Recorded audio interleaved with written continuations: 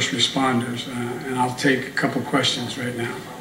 Mr. President, what were you told today about the likelihood, you said hope springs eternal, but that somebody will be able to be pulled out alive from this, and what were you able to convey to the families about that possibility? Well, look, first of all, the families are very realistic.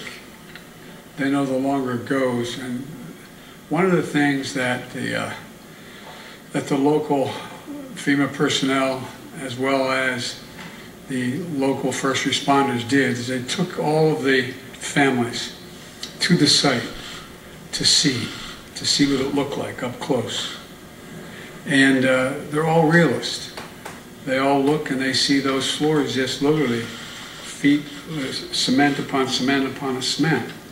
You know, when I talked to some of the families, some of the people who did escape, who survived, got out, they talked about watching the building collapse and watching as they're in the garage, one floor come down, literally as a whole floor on top of another floor. They know that the chances are, as each day goes by, diminish slightly. But at a minimum, they want to recover the bodies. They want to recover the bodies. There's a lot of very religious people who are in there. Members of the rabbis in the Jewish community were talking about the need to make sure that they recover the body and be able to bury them, give them, and you know, anyway. So I think they're very realistic, Mike. But I don't think that in any way suggests that it's too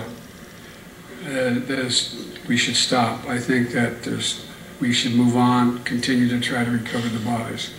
In the meantime, we should move on, continue to try to recover the bodies. In the meantime, that's why NISTA and others are determining whether or not it's safe to send the first responders back. When they'd ask me about this, I'd point out that the last thing they would want and we would want is in the process of trying to recover, and the possibility, there's still a possibility someone could be alive, someone could still be breathing, someone could be there, that the last thing you want to have happen is have that building collapse and kill 10, 20, 30, 50 firefighters or first responders. So, but Mike, they're realistic. It just brought back so many memories. It's bad enough.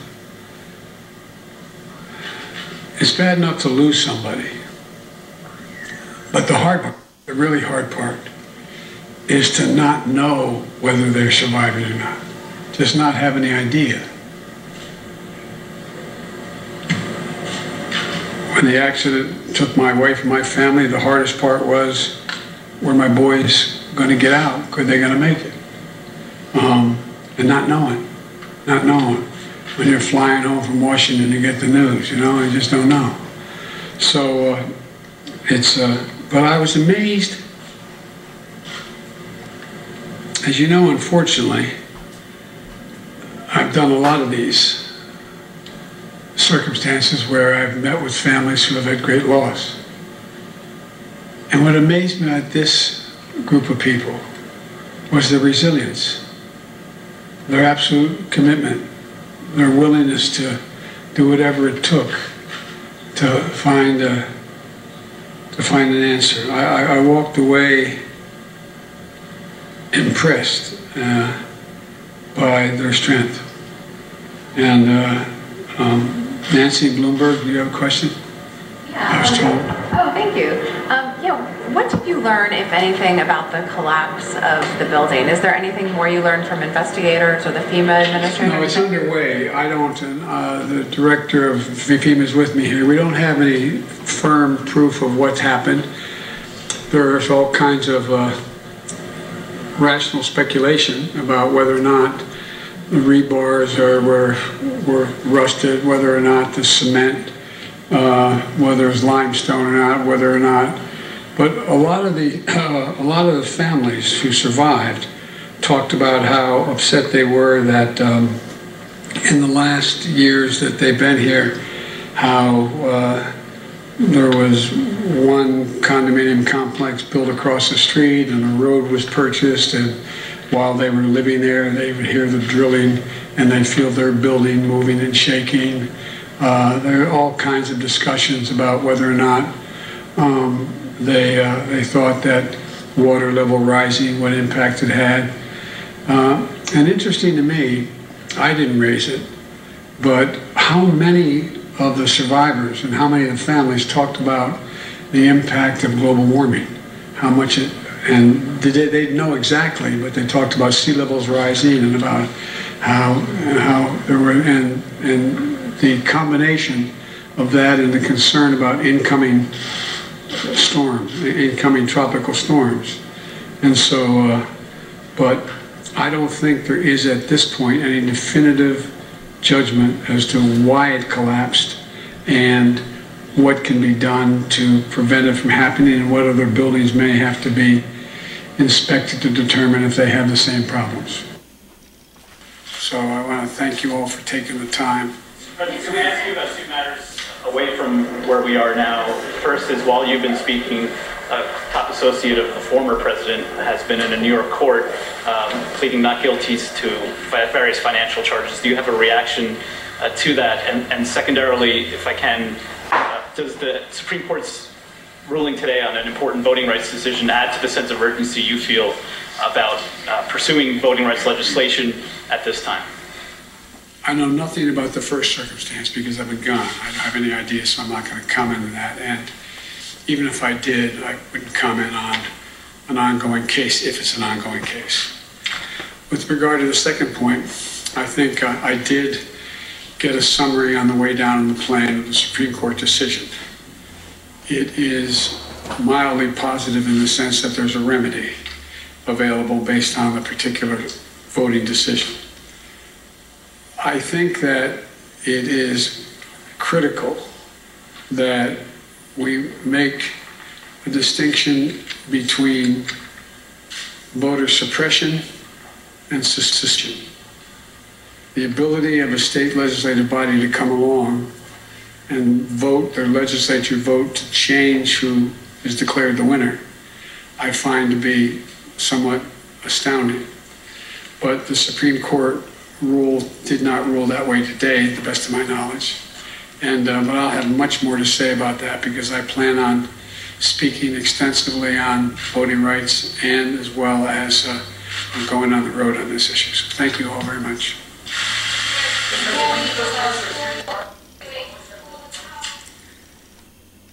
Community in that ashram raise diamonds.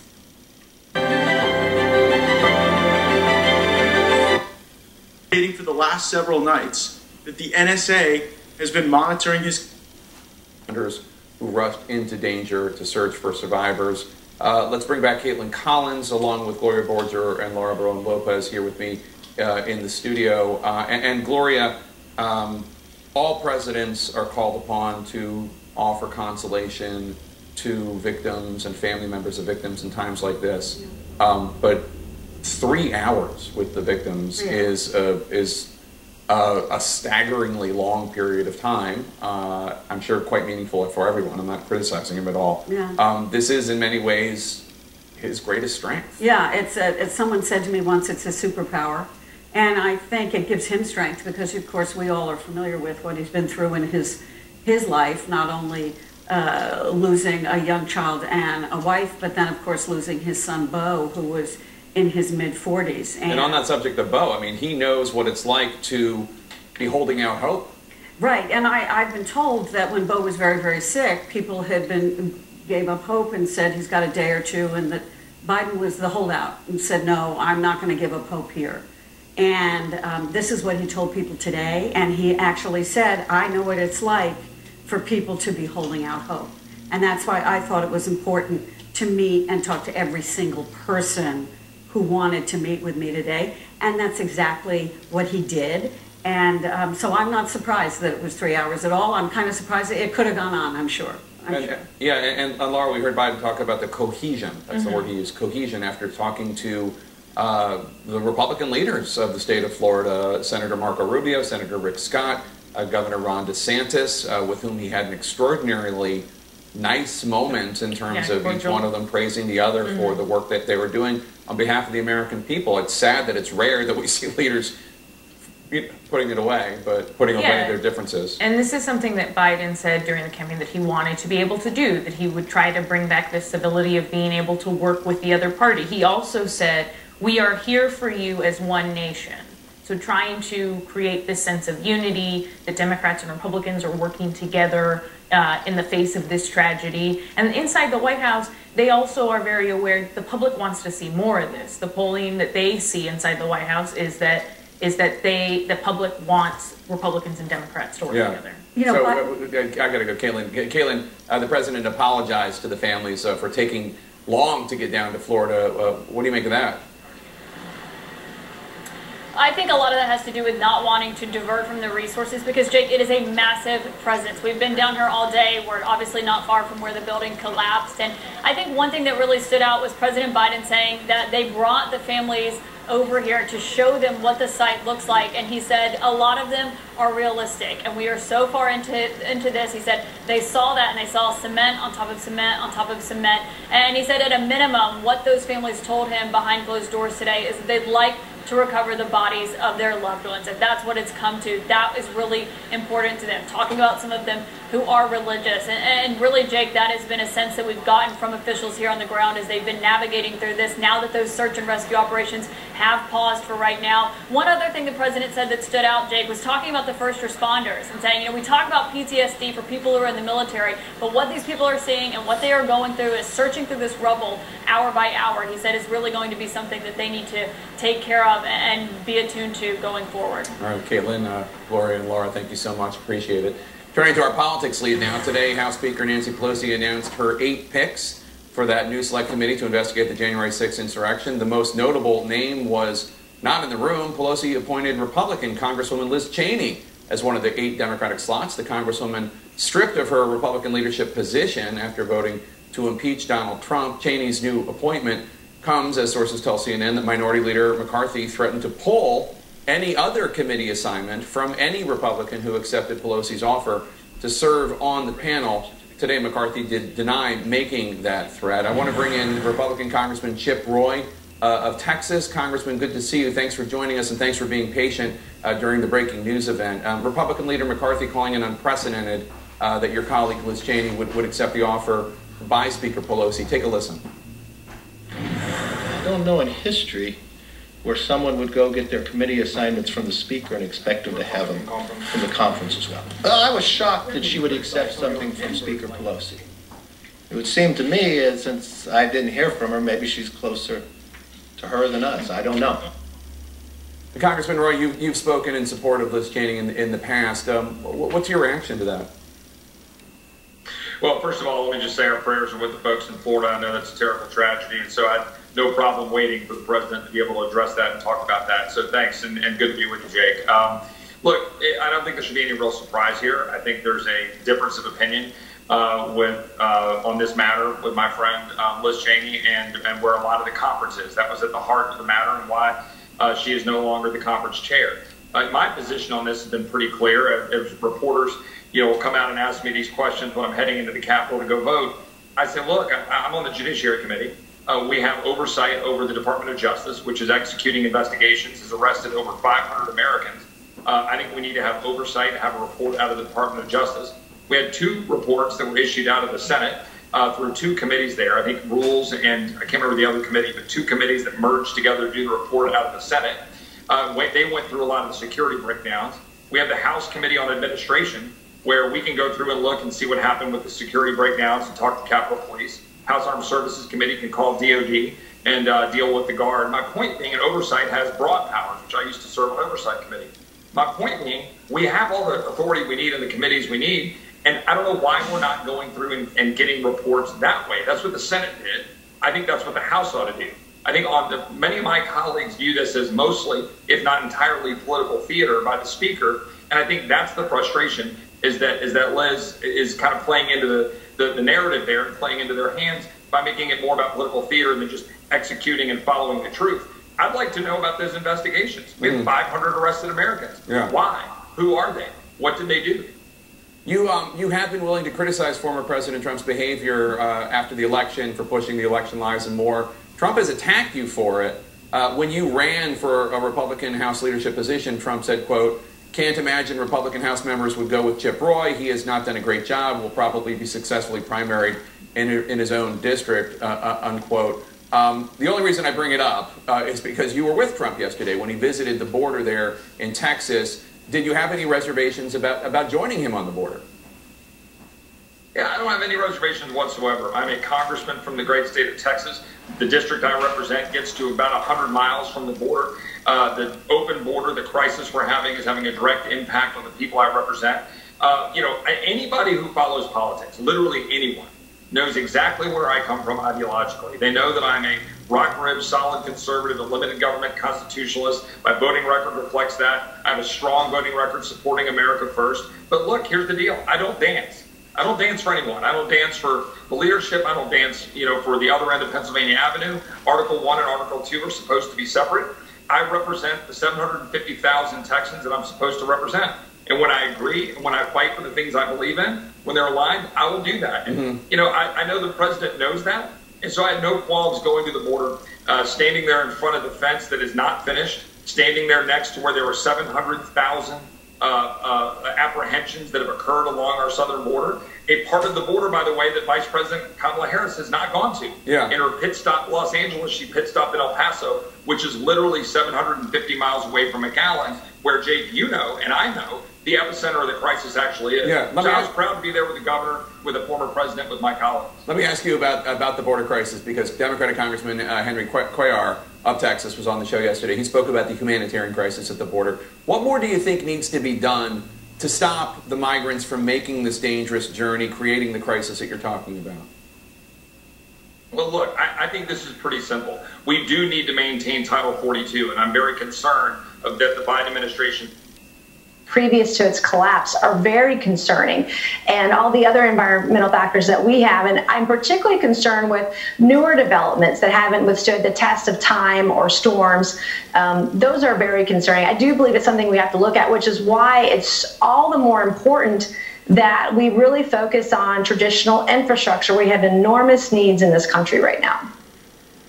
You know, a lot has been said about this rush to build coastal areas themselves, sometimes within near feet of the ocean. I know it's an issue that's come up in your state, and there are other locales where they keep building residents with single family or high rises a ways from the ocean itself. That we don't know, Congressman, whether that was at all an issue here, and I don't want to jump the gun on that, but a lot of people are talking like that. And do we have to reassess that? Do you think we do?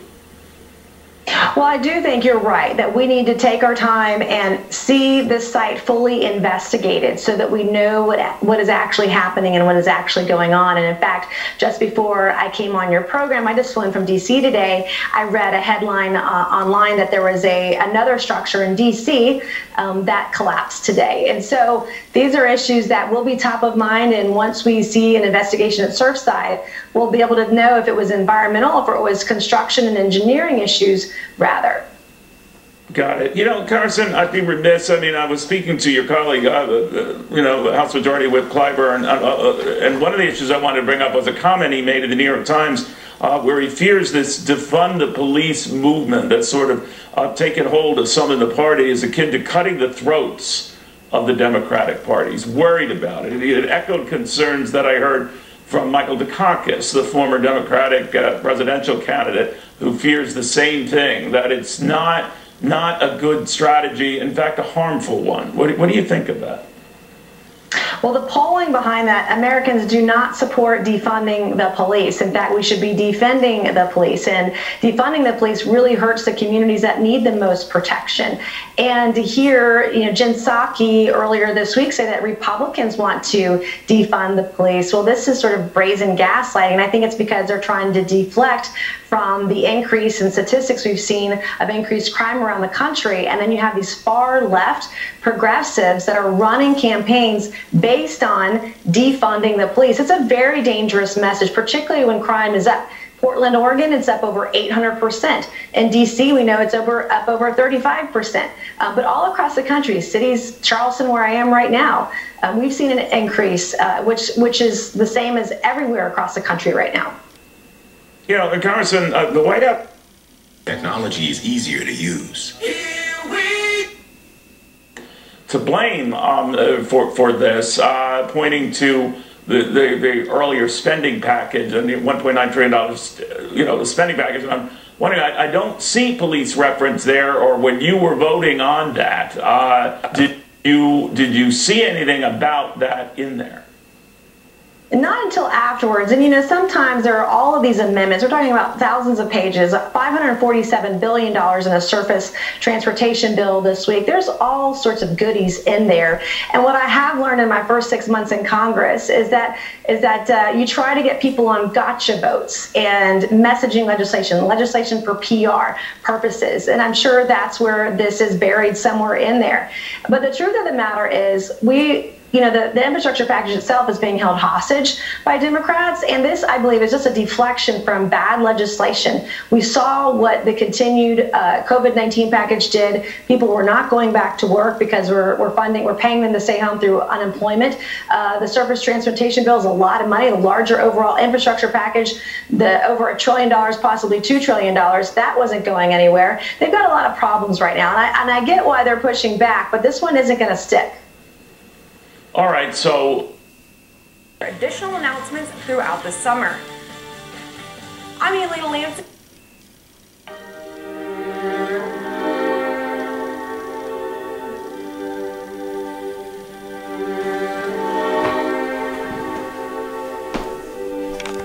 At that part of the story, Bill. This is Dakota News Now. All right, it's 5 o'clock here on KSFY. Good evening, everyone. I'm Brian Allen. Glad to have you with us. It is a day that we've been telling you about for several months now. Medical marijuana, legal in South Dakota. But since being approved by voters last November, medical and recreational marijuana have been on a very bumpy road to legalization. Jacob Sersasimo joins us from the Now Desk to break all of this down for us on this historic day. Jacob. Yeah, hey there, Brian. The hands of the state Supreme Court, while many people are still waiting for guidance from the state on the medical side. Now, anyone with a medical marijuana ID card can now legally own and use marijuana in South Dakota. The problem is getting that card. South Dakota Department of Health officials say they won't be ready to send out ID cards until October or November. However, medical ID cards from other states must be recognized according to the law approved by voters. The Flandreau Santee Sioux tribe is also issuing cards to non-tribal members who are experiencing chronic pain. But Governor Noem said yesterday that tribal cards only apply to members of the tribe. Nevertheless, the first marijuana buyers were in Flandreau today, purchasing history.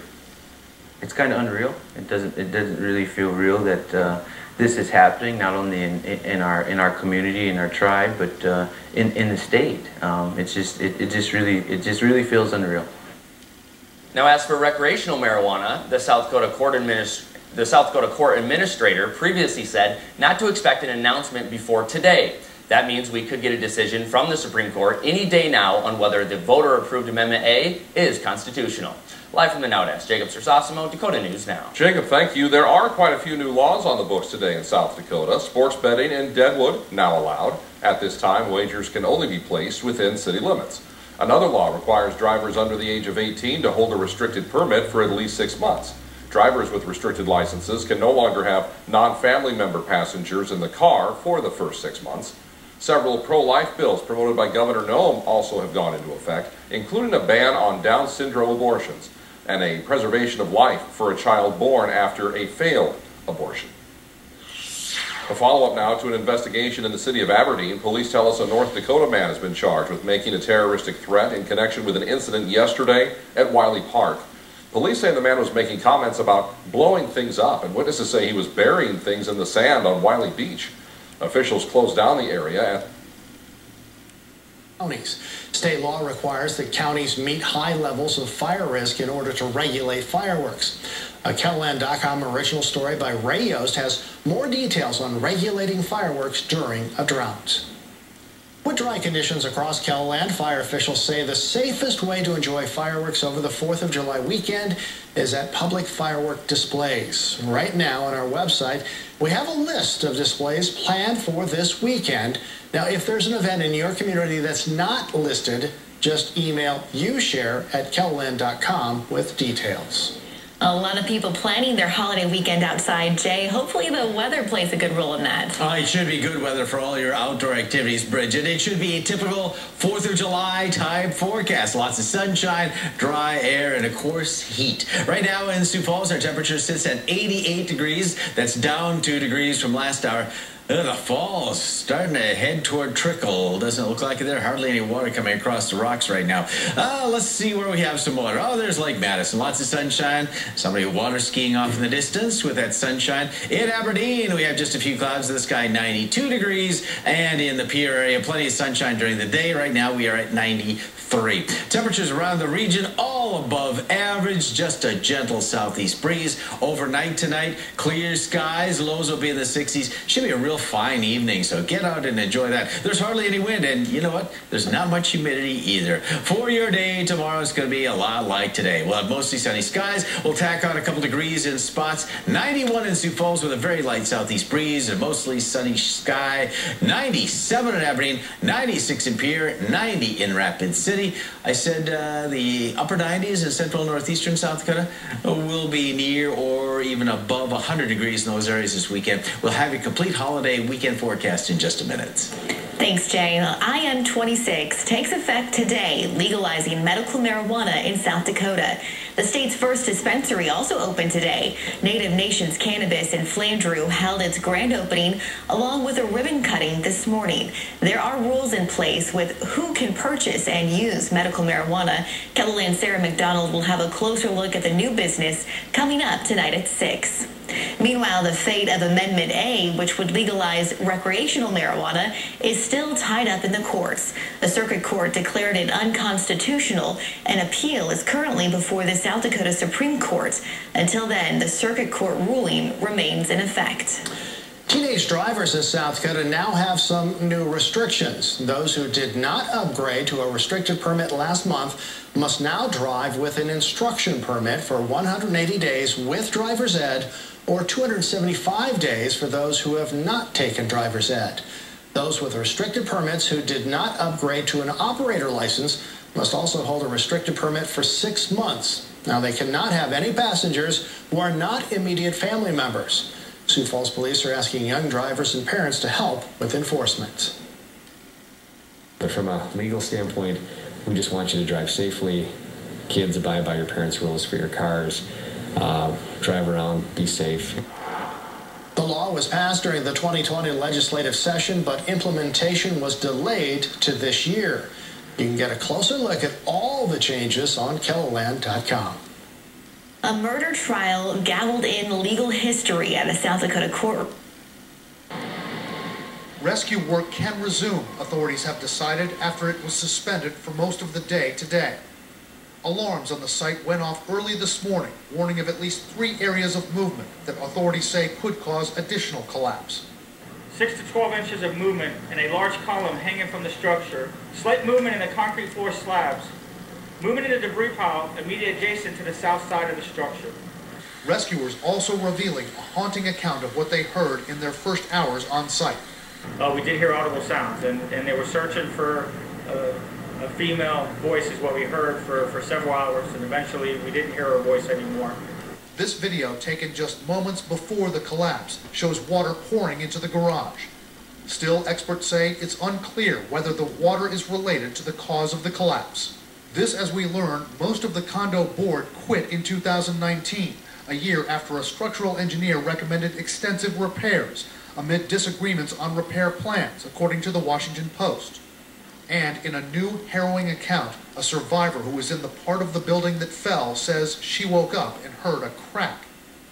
I saw a crack starting in the ceiling, coming down fast, and that black line opened it and opened it and opened it. She says she only survived because she accidentally ran to the far stairwell, which didn't collapse, on the way down the stairs. I feel a terrible sound, and I knew that the building collapsed. Colonel Elad Edrei, deputy commander of the Israeli National Rescue Team, is acting as a kind of detective in the operation, gathering information from relatives of those who lived in the collapsed tower for clues on where they could be found. He shows relatives a map of the building. They mark on the site the exact place of the bedrooms, and they dig exactly when we understand that the bedrooms are, and they search for the trap only on these places. Edrei also pores over photos, questions relatives about unique characteristics of their loved ones. Such as a tattoo, or a unique jewelry, or a color of the hair, or a color of the clothes that their family members were dressing. And we have this just in. We have now the possibility that the remaining structure that's there, that south complex of the Champlain complex, the South Tower, could be demolished. That's according to a structural engineer with FEMA. Now, according to the Miami News-Times, the structural engineer was at a meeting with family members. One of the family members said, just tear that building down. He said it's a highly likely possibility that that remaining structure could be torn down. He said, the reason that it hasn't been possibly pursued further at this point is that we didn't want to cause any more damage or destruction to the individuals who are trapped in the low portion. But that engineer from FEMA, according to the Miami News-Times, telling family members tonight, Wolf, that there is a very highly likely possibility that the remaining structure is going to have to be demolished. Yeah, this is a really awful situation. It seems to be getting worse by the day. All right, thank you very much, Brian Todd, for that report. The mayor of Miami-Dade County, Daniela Levine-Cava, is joining us right now. Mayor, thank you so much for joining us. I want to talk about the president's important visit here with the First Lady today, but let me get the latest information from you on whether or not this search and rescue operation has in fact resumed, because it's been put on hold for almost the entire day. So yes, we did start back up, fortunately, after the structure was determined to be safe, and so it has resumed as of 5 o'clock. Has it resumed fully or just partially? Well, it has resumed in the areas that are safe, which has always been the case. So we'll get more of a report for you at 6:30. When this briefing's coming up in a little while. Yes. How that the remaining part of the complex, the tower that still stands, how secure is that? Because there's a great deal of concern that it's eventually going to have to be torn down because it's very unstable, the structure. Yes. So again, we'll give you an update at 6:30, but clearly we think it's safe for the rescue operation to take place in the areas where we have our team. Is it still a search and rescue operation as opposed to a recovery? Is there, in other words, it's been a week now, is there still hope that there may be survivors there? We are still conducting our search and rescue. We are still exploring crevices. We're still looking for voids, and we continue to seek bodies that are alive. How much of a risk is there to these first responders, these search and rescue men and women? It's a dangerous job they have, even if this tower was shaking a little bit. Well, I can only tell you that the president said to them, you must be crazy, because it is an extremely dangerous job.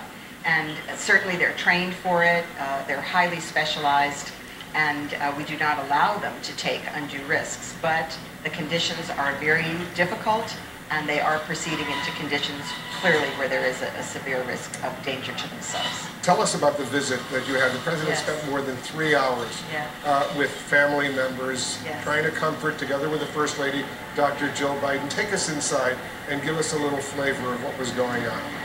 Really, this was extraordinary. I have never experienced this sort of engagement by a public official with people who are directly affected.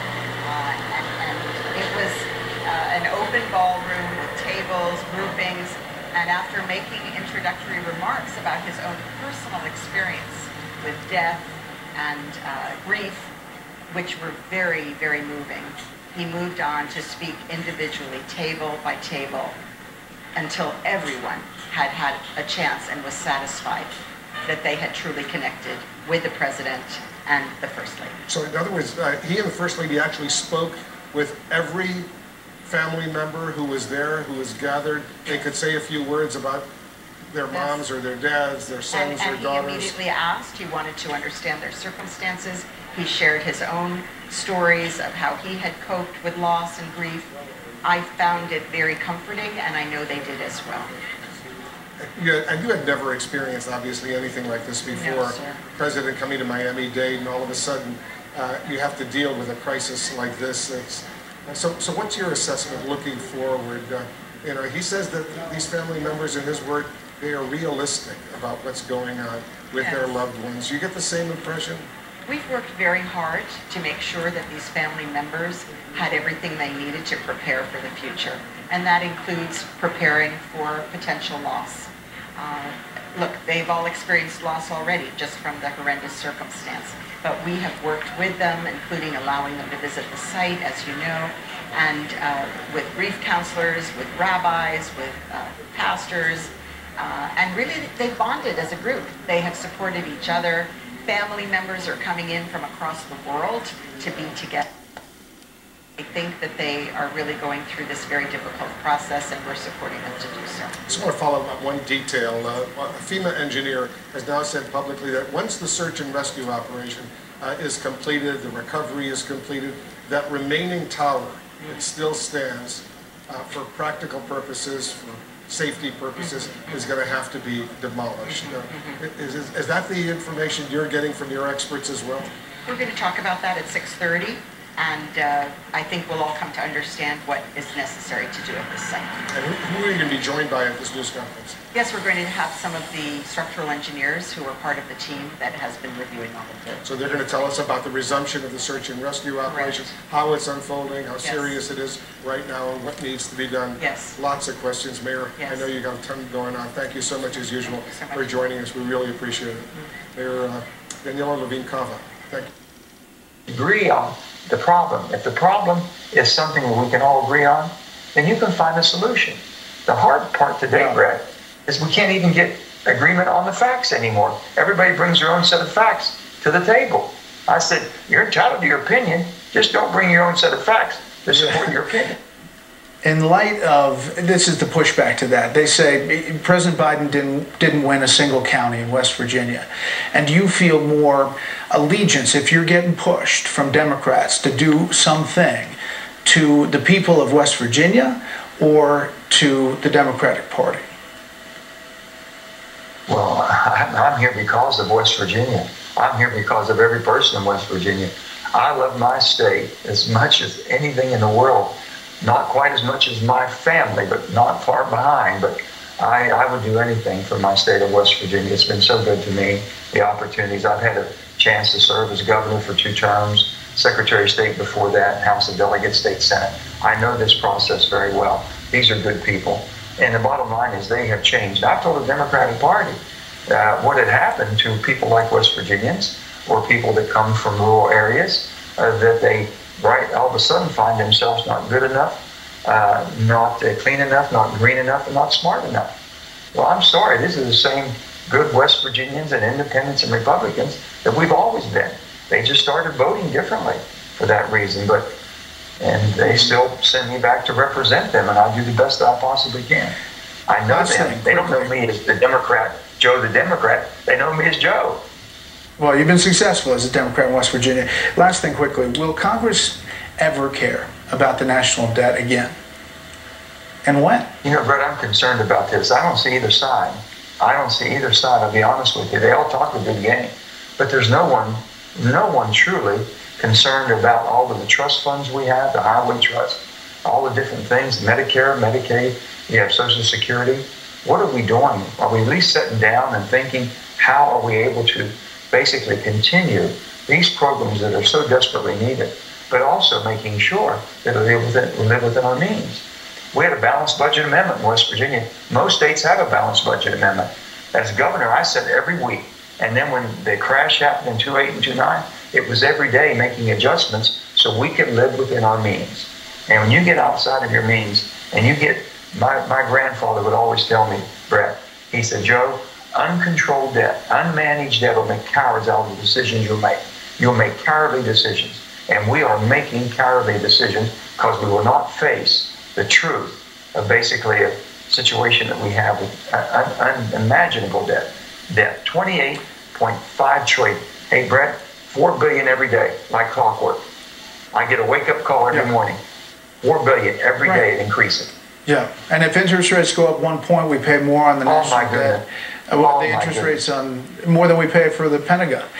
Senator Joe Manchin, thank you so much for the time. You're welcome back anytime. Sure, Brett, it's always good to be with you. I hope all is well and hope the family's well. Thank you. Stocks were up today. The Dow gained 131. The S&P 500 had a 6th straight record close after gaining 22. The Nasdaq rose 18.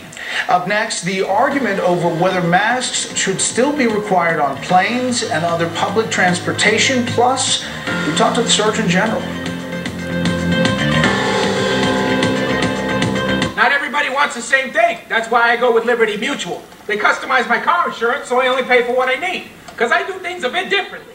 What, teddy bears? What, teddy bears here? Only pay for what you need. Liberty, liberty, liberty, liberty. For all of us who were informed yesterday, there's DA, as well as the Attorney General, Tish James. So, no, what they're saying is not right. And, you know, the saddest part is you have 74 million people that are believing what Trump is saying. Right? I mean, these are the same people that don't believe in that January 6th was, you know, an attack. It's the same people that don't believe any of these things. The big lie by Donald Trump. They all believe in him. They also believe that Donald is going to be reinstated as president in August. But no, that's not what it is. And there's documentary evidence. We talk about this every time I'm on the show, Ari. They have a plethora of documentary evidence that, in all fairness, it negates even the need for Alan Weisselberg as a witness. They have other people, and there are enough people that will be pressured that all you need is one. And they have people already that have given them, like myself, the testimony as to what this was. Was I in the room for each and every one of the transactions? Probably not. But can I explain how the system works at the Trump org? Can I talk about the fact that I've overheard certain conversations regarding X, Y, and Z and put 2 and 2 together? Remember, there are only maybe 14 executives in the whole company. So, you know, there is always information that was floating around. It's not a good day for the Trump organization. It's not a good day for Alan. Certainly not. Was there anything in the indictment that was new to you, that was unknown to you? No. No, it was what I expected. I expected a larger sweeping set of indictments, but they're coming. You know, that's the problem. We're all so used to everything being instant, like a Google. You want your information in a second. It doesn't work that way. Not when it comes to this group. They're going to be methodical, right? And they're going to be professional. They'll keep their own timeline. They'll keep their timeline if they have a strategic or legal reason to do it in a way that the public, the press, other entities don't find as convenient. It's not only sound; it's their job not to consider that. And Mr. Cohen, you said that you think Weisselberg's... Yeah, I believe Weisselberg is going to provide testimony.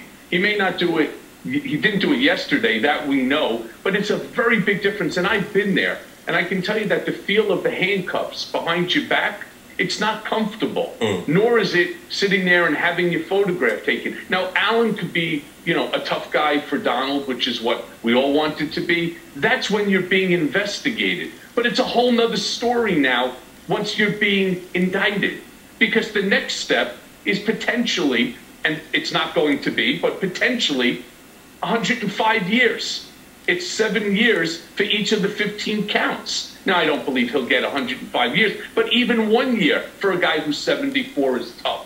Even 2 years or 3 years like they gave me for campaign finance violation. So the lawyers for the Trump org, great job in appealing to a party of one. The problem is that's not who you need to appeal to. You need to appeal to Mark Pomerantz, to Cy Vance, and to Tish James. So I think that they're ill-advised in following Donald's legal game plan on this one. All fair points, and while those lawyers may be thinking about Donald Trump, as you said, party of one, Mr. Weisselberg, if he does not find a deal, has to think about a party of 12. And what will a jury of his peers make of these astronomical sums, far more than most people make. Michael Cohen, thank you for coming back on the beat on this big news night. I should mention he's the author of Disloyal and host of the Mea Culpa podcast. And for more reaction and analysis, we turn to New York Times Magazine writer Emily Bazelon. Thanks for being here. Thanks for having me. First, your reaction to anything we heard from Mr. Cohen, who has become well known to Americans and really the world as someone who was a very long-time loyal Trump org executive, just like Mr. Weisselberg, who initially defied prosecutors, like Mr. Weisselberg. His history after that, well known as he alluded to it, cuffed, convicted, incarcerated, and a party to what was found to be crimes in New York that involved Donald Trump, who remains not a part of this today, and Mr. Weisselberg, newly indicted today. I think the crucial question is whether Michael Cohen and your previous guests are correct that this is the beginning. Is this the tip of the iceberg? Are there other indictments to come? And will they succeed in putting enough pressure on Alan Weisselberg that he will flip? Clearly, that's what they're hoping. And I think, Michael Cohen was talking about what it really feels like to be incarcerated and the effect that that has, even if, you previously imagined that you would never turn on your former boss. And the question is whether Weisselberg is going to make similar decisions. Yeah. Let me ask you the other big question that hangs over this, and as mentioned, we have some reporting coming up, but I'm really curious what you think, and we've relied on you in so many legal stories. What, if anything, can be inferred from the fact that they fought to get the tax returns of Donald Trump all the way to the Supreme Court, they won and got them, and they are not referenced in this indictment today? This looks to me like a very buttoned-up document in which the prosecutors are making sure that they can prove every single fact really clearly based on the paperwork they have, and they're not going beyond that. One thing that struck me reading the indictment is, why didn't they just give Weisselberg a raise? Like, why are rich people so fond of perks that they would rather defer, what for Weisselberg is not an earth-shattering sum of money. This is someone who made $940,000 a year, right? So we're talking about over 12 years, hundreds of thousands of dollars. To me, that's a lot of money. To a lot of viewers, that's a lot of money. Yeah. But over 12 years for a highly paid CEO in New York, that is not very much money. And so in some ways, I just don't really get it. Like, why not just pay for everything? And if you're going to have these, deferred payments off the books, then don't keep a separate spreadsheet so that if the government comes around looking, they're going to find it. Like, it's strange, that part. You think, Emily, you think it was unwise that they literally wrote down his real compensation and then kept deducting from how they were hiding it from the government, except, oops, now the government has it? I mean, retrospectively, it was unwise. They either thought that they were following the law and that what they were doing was permitted under New York statutes, or they thought the government would never come looking. And look, the second possibility is a real one in a lot of situations. That doesn't mean there's anything wrong with the government coming to look, but the government does not do as much tax enforcement as perhaps it should, and so maybe that is the bet that didn't pay off here. Yes, it also speaks to what may be either incredibly cheap, grandiose approaches to business or the thin profit margins that the company is famous for. I mean, Michael just walked us through how the current Trump lawyers say they have thousands of people. The ex-Trump lawyer who's been cooperating, Michael, says, no, actually, that's BS. They do a lot of moving and faking, and then they have a small number of actual long-term employees. And even those people who claim to work for a billionaire are finding every little nip and tuck to save a little bit of money from taxes, because maybe if the whole company paid that much taxes, even for their small workforce, maybe they wouldn't be profitable. I mean, these are real big questions, but again, what's up with the tax returns? And the best argument a Trump person might make is, well, if this all ends without anything hitting them, then maybe there's nothing so bad in them, right? We have to hold ourselves open to that factual possibility. Emily, as always, thank you for joining us on a big news night. Thanks for having me. Thank you. We have a lot more in the program. The special report I promised we've been working on all day, what we can learn from this indictment and what's coming up. We also have special guests, including one of the top experts in the country on these kind of cases, including in New York, and a former Trump executive and insider, Barbara Ress. Stay with us.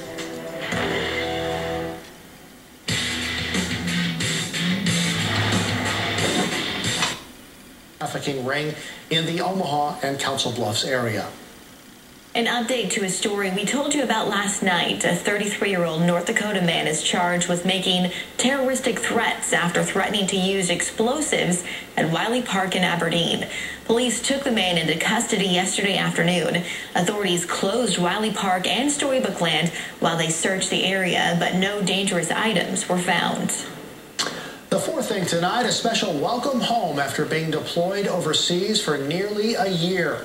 A ceremony was held this afternoon for soldiers with the South Dakota Army National Guard's 196th Maneuver Enhancement Brigade. The soldiers arrived at Fort Hood, Texas last week after spending a 10-month deployment in Africa.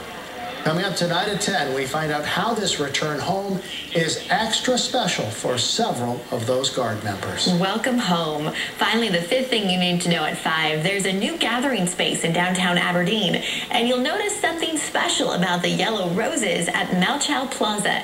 They're made of clay. In tonight's Eye on KELOland, we'll show you the story behind this community rose project. And Jay, one last check of the weather. All right, hot and getting hotter. For tomorrow, we'll see a sunny sky again. A light southeasterly breeze, 91 in Sioux Falls, 97 in Aberdeen, 96 in Pierre, and 90 degrees tomorrow in Rapid City. That's it for us. Have a wonderful evening, everyone.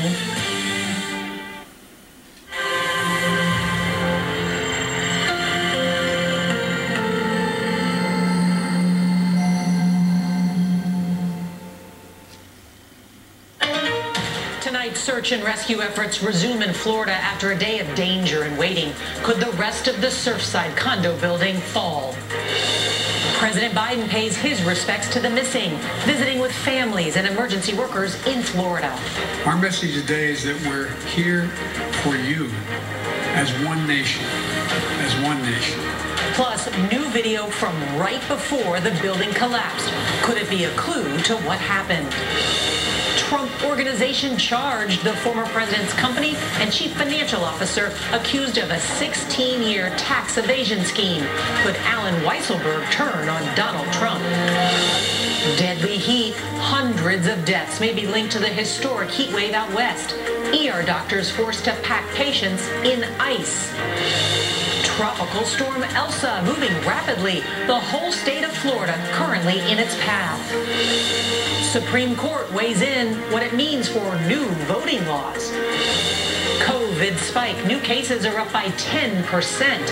Plus, time is running out for parents to get their kids vaccinated before the start of the school year. Blown to bits. What happened when a fireworks bust went horribly wrong? Remembering Diana. What made Princes William and Harry put aside their differences, at least for what would have been their mom's 60th birthday. And the inspiring story tonight of a custodian who ended up teaching everyone in the school a lesson. This is the CBS Evening News with Nora O'Donnell, reporting from the nation's capital. Good evening, and thank you for joining us. We're going to begin tonight with breaking news in Surfside, Florida, where some rescue efforts are back underway after they were called off over fears that what's left of that collapsed condo complex could cave in. Search crews made the decision to suspend the search overnight after discovering that part of the building had shifted as much as a foot. President Biden, who visited with families affected by the disaster today, says they are going through hell, and that he told the families that federal engineers are working to ensure that it is safe for the full search to resume. Mr. Biden spent much of the day meeting with first responders, officials, and family members, telling them that he understands from personal experience the difficulty of not knowing what happened to their loved ones. The president says he is ordering a federal probe into what caused the building to fold in on itself early Thursday. And tonight there are new clues that are emerging that could help in the investigation. Take a look at this video that shows water pouring out of the garage ceiling moments before the building fell. And eyewitnesses say they saw the pool deck collapse as they were escaping. CBS's Omar Villafranca is going to lead off our coverage tonight from Surfside. side. Good evening, Omar. Good evening, Nora. This is the first time that we've seen the cranes back at work since the search and rescue operation was stopped earlier this morning. And just a few minutes ago, we received official word that day 8 of the rescue mission has resumed. A setback back Surfside as crews were forced to suspend search and rescue operations for more than 15 hours. Our monitors went off when we were monitoring the cracks. We had 3 that signaled there was some expansion or whichever with those cracks. Engineers detected a large column in the portion of the building still standing moved 6 to 12 inches. First responders scrambled out of the area after there were reports of cracking sounds. Some feared that the building could come crashing down. It was a blow to family members of the victims. The rescuers working on the pile have seen the families come to the site. They've seen them looking at them and yelling out their family members' names. This new video was taken just minutes before the deadly collapse. It showed water pouring into the garage and debris littering the floor. It is unclear if this contributed to the collapse. If the water gets all the way through, that isn't that much of a problem. If the water gets trapped in there, that's when it can be a problem. President Biden and the First Lady came to Surfside to thank first responders for their tireless work. He sat with survivors and consoled relatives of those who died and those still missing. It's bad enough to lose somebody, but the hard part, the really hard part, is to not know whether they're surviving or not. Just not have any idea. When the accident took my wife and my family, the hardest part was, were my boys going to get out? Could they going to make it? Biden also pledged the federal government would cover 100% of the search and rescue cost for the first 30 days. There was more heartbreak on Wednesday. 10-year-old Lucia Wara and her sister, 4-year-old Emma, along with their mother, Amelie, were identified as the latest victims pulled from the rubble. Their father, Marcus, was recovered earlier in the week. He had a very magnetic personality. I can't remember a time where he was mean-spirited. He was always the type of person that was trying to be helpful and friendly and keeping it light. Another concern for crews here, the weather. There are 2 systems that are churning in the Atlantic that people are really keeping an eye on, and if they turn into a hurricane, they could affect the efforts here. Nora? Oh, Marvia Franca, thank you. Well, tonight, the Trump Organization and its longtime finance chief are under indictment in New York, accused of scheming to avoid state and city taxes. The former president is not charged, but his defense team believes he's the ultimate target. CBS's Jeff Pegues has new details. Tonight, stunning charges leveled against the former president's company and its longtime CFO, Alan Weisselberg, who surrendered to authorities in New York City this morning. Prosecutors say that for at least 15 years, the Trump Organization paid top executives off the books, calling it a sweeping and audacious illegal payment scheme. Weisselberg himself, they said, avoided paying taxes on $1.7 million, used company money for apartments, private school tuition, and luxury cars. All of it adding up to 15 counts. The Trump Organization called it a political play with a bigger target in mind. Do you think the real target here is former President Trump? Given the nature and the unprecedented nature of these charges, that certainly that's the reason they were brought, okay? If the name of the company was something else, I don't think these charges would have been brought. Weisselberg, who pled not guilty, has worked for the family for almost 50 years. But now he's under pressure to flip. This is a man in his 70s. If he looks at Michael Cohen and look what happened to him in terms of imprisonment, when they put the cuffs on you, as they did today at the courthouse, you may have quite a change of mindset. Weisselberg's former daughter-in-law is cooperating with prosecutors and willingly turned over boxes of documents. So there was a lot happening off the books. 80%, yeah. 80%? Mm-hmm. And why do you think that was happening off the books? Because Alan's worth is to save Donald money. Weisselberg surrendered his passport today, and he was released on his own recognizance with the prospect of potentially facing a decades-long prison term hanging over his head. Nora, this is still the possibility that the former president could be charged in connection with this case. The grand jury in the case is going to be active through November. Nora. All right, Jeff Begaze, thank you. Well, tonight, the death toll is rising from that historic heat wave broiling. Is now calling it hyper-transmissible. In just 1 week, cases are up 10%. The White House is now preparing to deploy surge response teams to hotspots. In more than 1,000 counties across the country, less than 30% of people are vaccinated, and 99% of those who died of COVID in the past 6 months were not vaccinated. 181 million people have now had at least one dose. That's nearly 64% of every. Here's ABC's Marcus Moore. Facing what it calls a hyper-transmissible Delta variant, the White House tonight launching surge response teams to send to virus hotspots. To be clear, the federal government stands ready to meet the moment and work with our state partners to respond to the Delta variant. The Delta variant now behind about 1 in 4 new cases. It comes as the White House plans a 4th of July celebration to mark what the president hoped would be our independence from the virus. We are celebrating as a country at the same time as we recognize the fact that we're in a serious situation for those who have not been vaccinated. The worst hotspot in southwestern Missouri, where a surge of COVID patients forced one hospital to transfer nearly 24 people to Kansas City and St. Louis hospitals. But I'm concerned about people gathering and us having even more significant uptick in the 10 to 14 days after the 4th of July weekend. About 1,000 counties have vaccination rates under 30%. We expect to see increased transmissions in these communities unless we can vaccinate more people now. Early data shows nearly all COVID deaths in the last 6 months were in unvaccinated people. In Orlando, Debbie and Mike Schaefer didn't get the vaccine, then caught the virus last month. We were apprehensive because it came out so quickly. And so we just wanted to see if there were going to be any long-term effects. Mike says the wait cost his wife, Debbie, her life. I don't want her death to go in vain. I wanted to encourage people, to help people maybe save lives by getting vaccinated. Lindsay, these search teams will focus on communities at higher risk or already experiencing an outbreak, and they will do things like expand testing and work or help to get therapeutics to people infected with COVID-19. Lindsay. Marcus, thank you. Next tonight, the extreme weather. Officials in Washington and Oregon now reporting at least 79 lives lost to the historic heat. The wildfire threat forcing a state of emergency in Oregon. In the east, 20 million people under a severe thunderstorm watch, including FedEx Field in Landover, Maryland.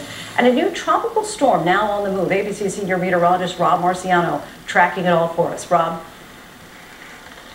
Good evening, Lindsay. We've got a long front that's impacting the northeast and all the way back in through the front range of Colorado where flash flood watches are posted. But that front bumping into the heat and humidity that's in the northeast and strong storms there. We've got severe thunderstorm watches that are posted for New Jersey and Virginia for the next couple of hours. And that front makes for more messy weather tomorrow before things begin to cool off. All right, let's talk Tropical Storm Elsa humming along at nearly 30 miles an hour in the Atlantic. That's going to help keep it weak for now. The watches are posted already for Haiti. You can see the track brings it close to Florida by the middle of the week. Low confidence on those details, but it's certainly a storm we'll be watching.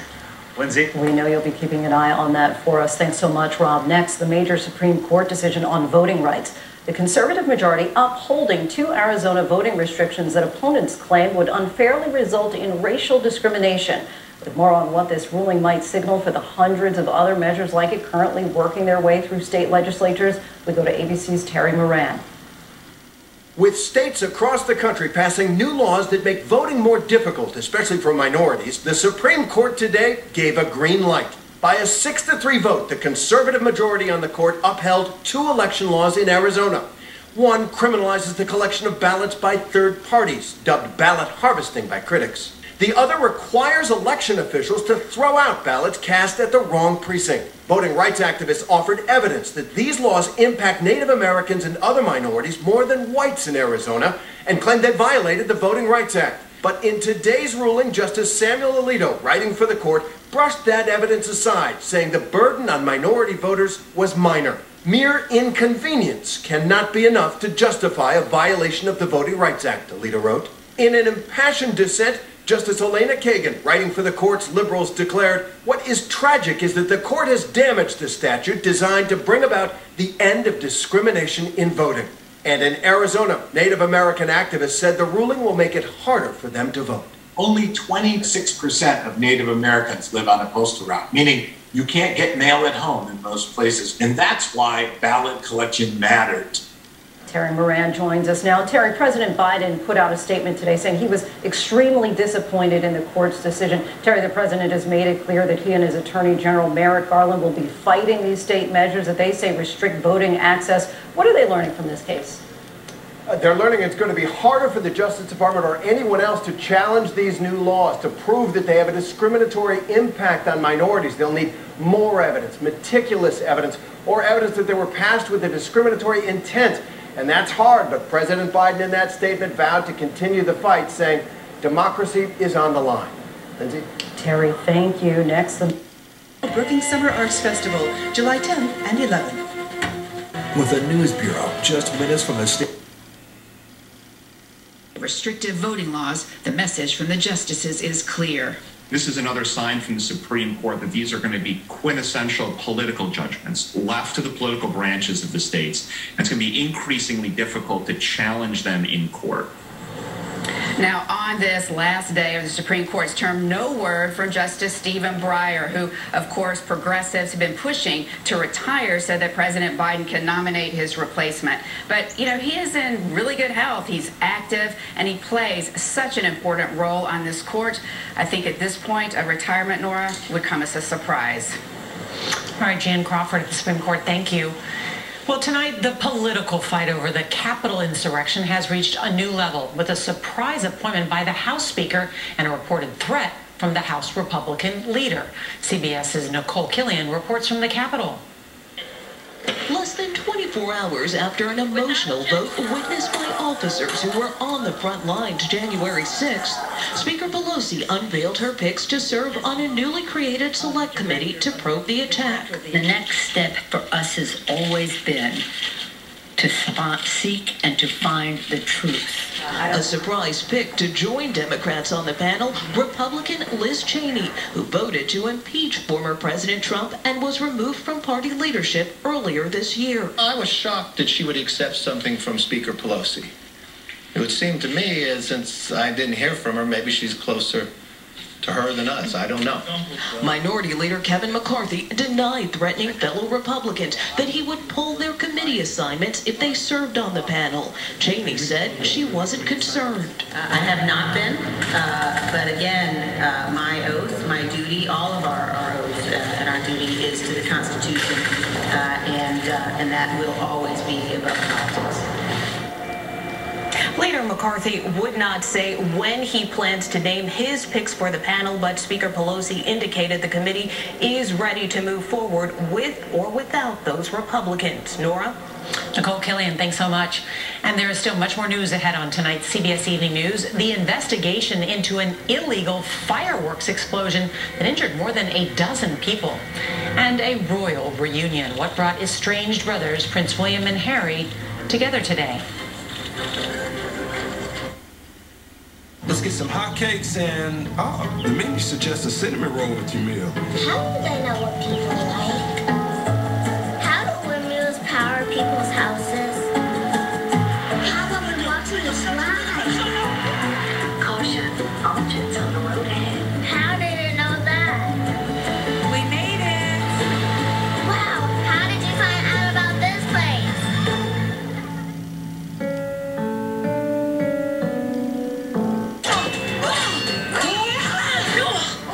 Had enough? No. Arthritis. Here. New Aspercream arthritis. Huh. Full prescription strength. Reduces inflammation. Thank the gods. Don't thank them too soon. Kick pain with Aspercream. Don't settle for products that give you a sort of white smile. Try new Crest Whitening Emulsions for 100% whiter teeth. Its highly active peroxide droplets swipe on in seconds. Better. Can you see me if you're distracted? Can you see me if you're driving too fast? Can you see me if you are impaired? I want you to see me. I want my future.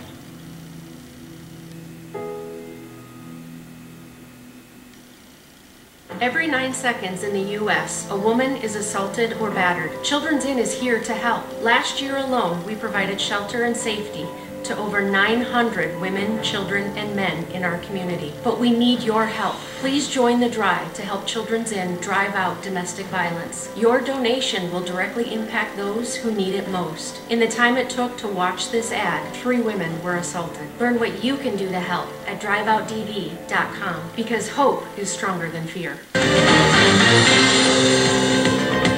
If the reconciliation bill they're envisioning on the progressive side is $4 to $6 trillion, you're not going with that.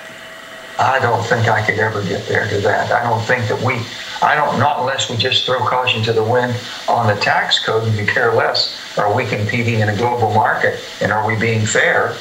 That you just throw that out the window. That seems to me just totally out of the ballpark. Senator Joe Manchin talking about what possibly could be a reconciliation bill after a bipartisan infrastructure bill, but he's not getting to $4 to $6 trillion, wouldn't get to the number, but $1 trillion is what we hear on Capitol Hill from moderate Democrats. What about all of that? Let's bring in our panel. Molly Hemingway, senior editor at The Federalist. Jonathan Swan, national political reporter for Axios, and Trey Gowdy, former congressman from South Carolina. Jonathan, the White House had kind of a muddled week on messaging on this, had to walk back over the weekend where the president is or isn't. When you listen to Manchin there and also saying he's not for adjusting the filibuster even down from 60 votes to 55, what is the plan of attack here from the White House point of view? It's really hard. I mean, everything has to go almost beyond perfectly for them to get these 2 bills through. And you know, when I talk to White House officials and people close to the White House who are advising the White House, you know, when you have honest conversations for them that are not, you know, on the record for public consumption, they're pretty bearish about the reconciliation package. It's just hard to imagine a package that gets through the Senate with Joe Manchin, you just spoke to him, you know, with his vote, that can then be signed off on by the most progressive members of Nancy Pelosi's House. It's just a really big gap between the House progressives and Joe Manchin and Kyrsten Sinema.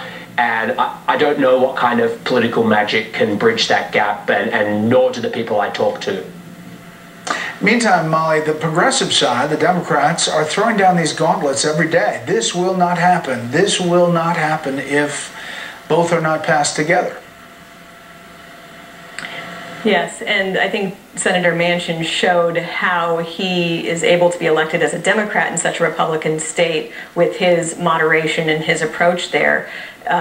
People are not making it easy for Joe Biden to have success here, but he's part of the reason why he's not having success. His campaign and his inauguration were all about how he was going to be a unifier, how he was going to bring people together. And as Senator Manchin was talking tonight about how important it is to get a few people from another party on your side when you're passing legislation, Joe Biden should not have so much trouble doing this.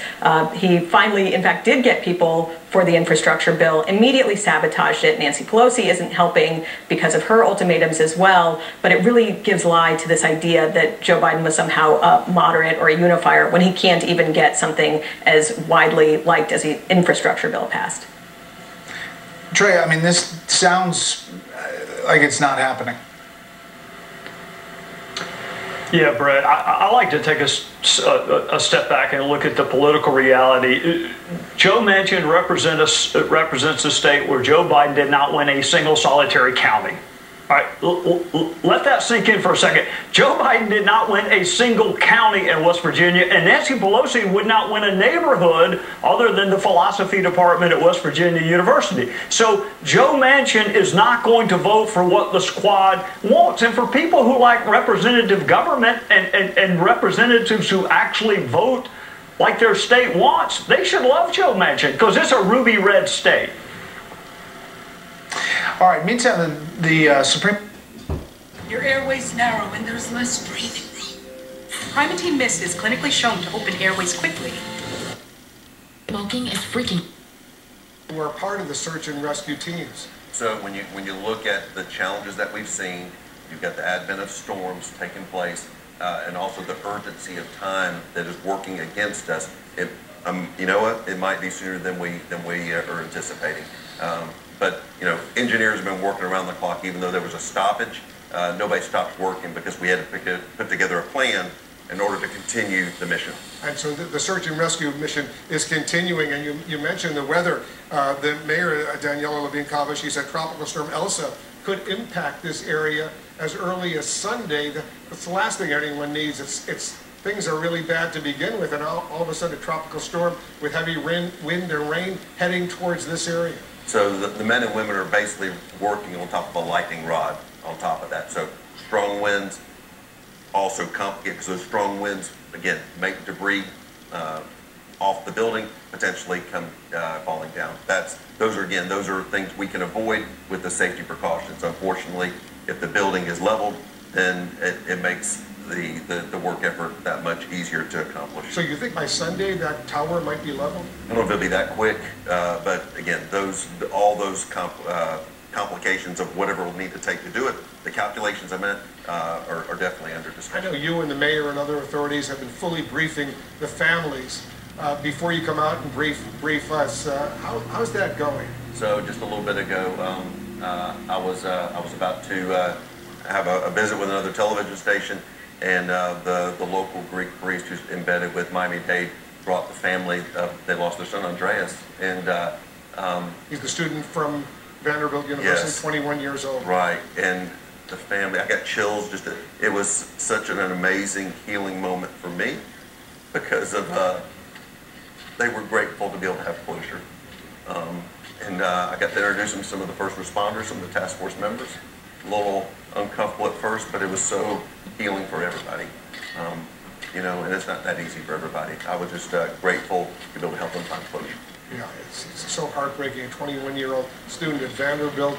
Yesterday you announced a 4-year-old and a 10-year-old among the 18 people who were confirmed dead, 145 people still unaccounted for, and still missing. When we met with the president today, the only thing I asked him, I had one question, and I just wanted to make sure that the PTSD, that this is unlike anything that's ever been experienced before, just that the benefits that they will need, the treatment, the help, that they get it, and because it's abnormal to tell a parent that their 4-year-old or their 10-year-old has died. Oh, it's heartbreaking when you just think about it. Jimmy Petronis, the Florida State Fire Marshal, good luck to you and all the men and women who are part of your team. We are so grateful to you. And to you. All right, well, thank you very much. We're continuing to monitor the news conference. We're going to get back to it, much more of our special coverage from here in Surfside, Florida, when we come back. July on Found in a Pat. Bibi Rexha, Black Eyed Peas, Brad Paisley, Nelly, REO Speedwagon, Susanna Hoffs, The Beach Boys, Trisha Yearwood, and more. The 4th in America, live July 4th.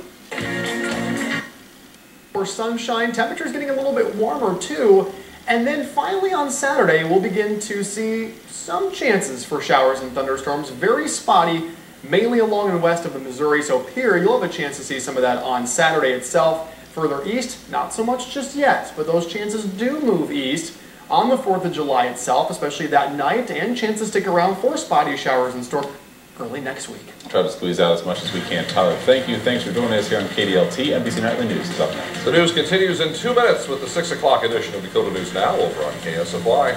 Good night now from Courthouse Square.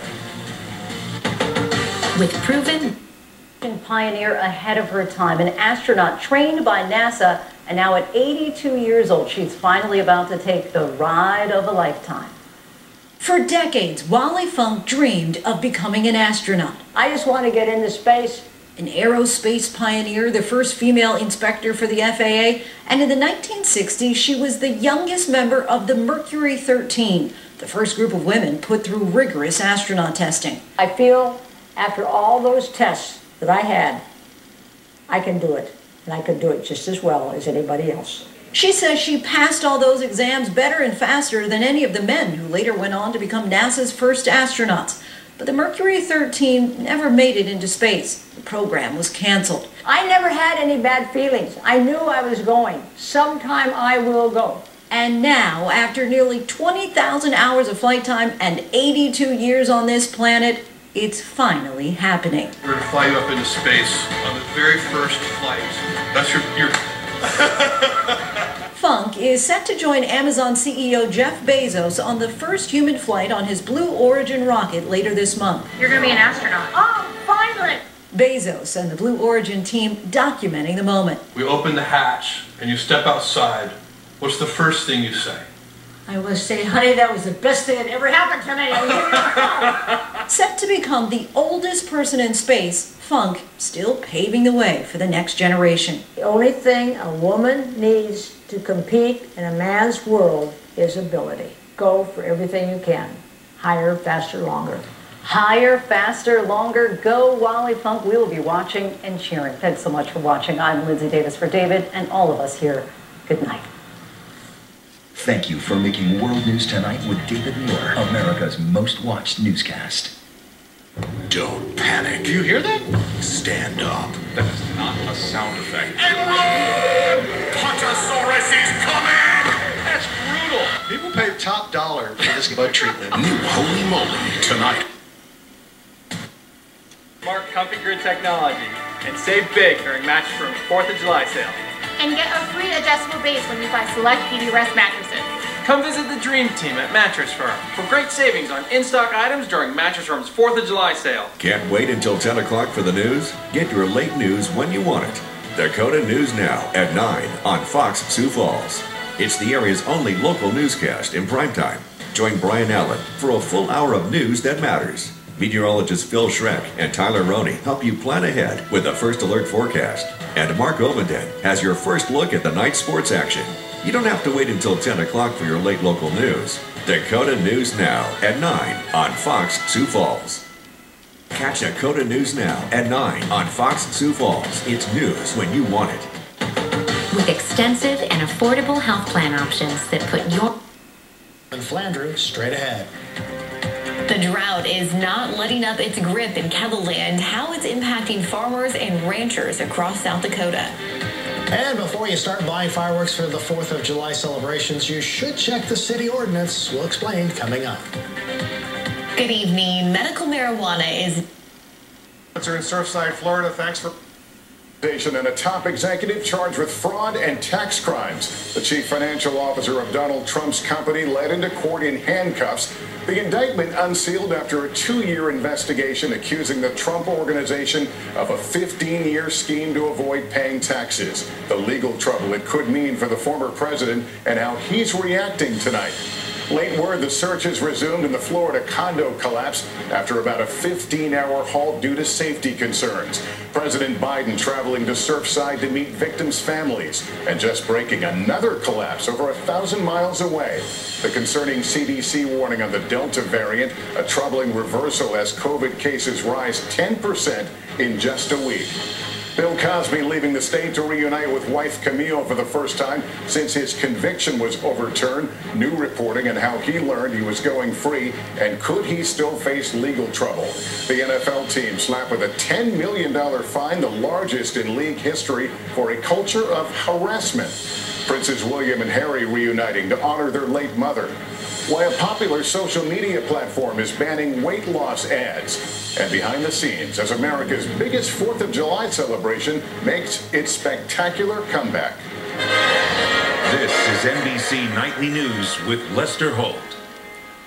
Good evening, everyone. Former President Donald Trump's real estate company is facing criminal charges tonight, as is its CFO. New York prosecutors unsealing a grand jury indictment against the Trump Organization and Alan Weisselberg, 15 counts in all related to tax fraud. Prosecutors calling it a scheme that allowed Weisselberg and other Trump execs to be paid under the table in the form of sometimes pricey perks, including a Manhattan apartment, a luxury car, and private school tuition for family members. Expenses disguised on the company's books and unreported in tax filings. Both defendants pleading not guilty. Not mentioned by name or title Mr. Trump himself. Tonight he's calling it all a witch hunt. Hallie Jackson leads us off tonight. The Trump Organization's longtime CFO appearing in handcuffs, indicted tonight, along with the company that bears the former president's name, accused of what prosecutors called a sweeping and audacious tax fraud scheme. They allege the Trump Organization, over the last 15 years, paid top execs off the books, giving out fringe benefits like cars, apartments, and tuition amounting to, for Alan Weisselberg, an extra $1.7 million in compensation, which should have been taxed. Instead, prosecutors say Weisselberg evaded some $900,000 in federal, state, and local taxes and got more than $100,000 in refunds he was never owed. The defendants, facing 15 counts, including second-degree grand larceny, pleading not guilty. I believe the political forces driving today's events are just that. It's politically driven. In a statement, Donald Trump himself, who was not charged, calling the investigation a continuation of a political witch hunt by the radical left Democrats, with New York now taking over the assignment. Prosecutors pre-butting that argument in court, with one telling the judge it's not about politics. This investigation, which is ongoing, has been thorough, careful, and proper. Multiple people familiar with the investigation say the Manhattan District Attorney and New York Attorney General's offices had been looking to secure cooperation from Weisselberg in potentially building a case against former President Trump. Today's charges, a sign they have not been successful so far. I don't think there's any question that the DA's office very much wanted to get Alan Weisselberg to testify against either or both the Trump Organization and Donald Trump. But sometimes it really takes bringing the indictment and having him stare it in the face for reality to set in. Hallie, what potential legal jeopardy does Mr. Trump face moving forward? Well, Lester, he could still end up indicted, a development that might take months or years if it even happens at all. He's also facing other investigations related to his conduct surrounding the January 6th riot at the Capitol and his efforts to overturn Georgia's election results. Lester? All right, Hallie, thank you. Another major story tonight, Bill Cosby leaving the state of Pennsylvania a day after his sexual assault conviction was overturned. But for his many accusers, an outpouring of shock and outrage. We get more now from Stephanie Gosk. Mr. Cosby, how you doing? Now a free man, Bill Cosby didn't stay long at his Pennsylvania home, leaving today to reunite with his wife.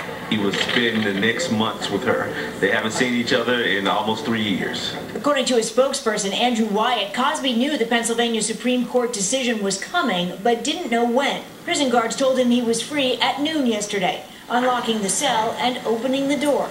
According to Wyatt, there were cheers from the other inmates. Bill Cosby came back home. Wyatt says they stayed up until 2 in the morning. The 83-year-old telling him he didn't want to go to bed. He was afraid all of this was just a bad dream. The Philadelphia Supreme Court threw out the conviction, saying Cosby's due process rights were violated when he was charged with sexually assaulting and drugging Andrea Constand. The alleged incident took place in 2004, but the district attorney at the time, Bruce Castor, decided there wasn't enough evidence to bring charges, compelling Cosby to give a deposition in Constand's civil case. I can sit there, do nothing, and hope the case gets better, like get a confession, or I can try to find another way, another solution, and I chose to find another way. But Cosby's deposition was then used to charge him a decade later. The court says the DA's office broke a promise not to prosecute. Yes, I intended that to bind my successors in perpetuity. Cosby's legal team calling it justice, but many of the dozens of women who have made a range of allegations against Cosby, from groping to sexual assault to rape, are angry. For me, he has paid a very small, minute portion of consequences for his actions.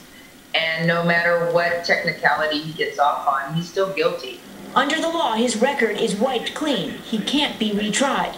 But for a man who was once known as America's dad, some damage can't be undone. Stephanie joining me here in the studio. What is next for Cosby? Well, Lester, there is still a pending lawsuit that was being held until the Pennsylvania Supreme Court made the decision it announced yesterday. But his spokesperson said he's making plans, including a documentary, and he says Cosby was on the phone this morning with comedy club owners. All right, Stephanie, thanks very much. Now to concerning news in the fight against COVID. The CDC reporting a sudden uptick in new cases nationwide as the highly contagious Delta variant spreads. We get more now from Tom Costello.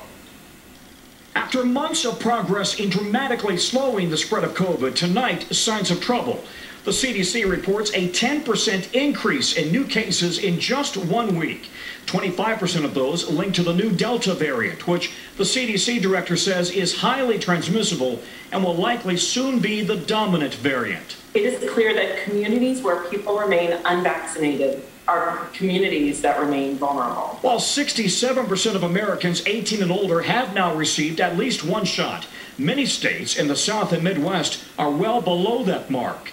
Those with the lowest vaccination rates at or below 50%, Alabama, Wyoming, the Virgin Islands, Louisiana at 48%, and Mississippi at just 46%. In 1,000 counties where the new COVID variant is spreading, vaccination rates are under 30%. 43-year-old Joshua Garza's decision not to get vaccinated nearly killed him. A diabetic, he soon contracted COVID, was rushed to a hospital in Houston, and eventually required a double lung transplant to save his life. It's the worst decision I've ever made in my life. I had to say goodbye to my parents and my family and my son. And that's something you never should have to do. Oh, it's looking good. He was released after nearly 4 months in the hospital. The CDC reports 99.5% of all COVID-19 deaths involve people who have not been vaccinated. The science is clear. The best way to protect yourself against the virus and its variants is to be fully vaccinated. Vaccination rates are especially low among 18 to 26-year-olds, a very big reason so many colleges are requiring students get the shots. Lester? All right, Tom Costello, thanks. In just 60 seconds, breaking news on another building collapse in a major city, just as the search gets back underway in Florida.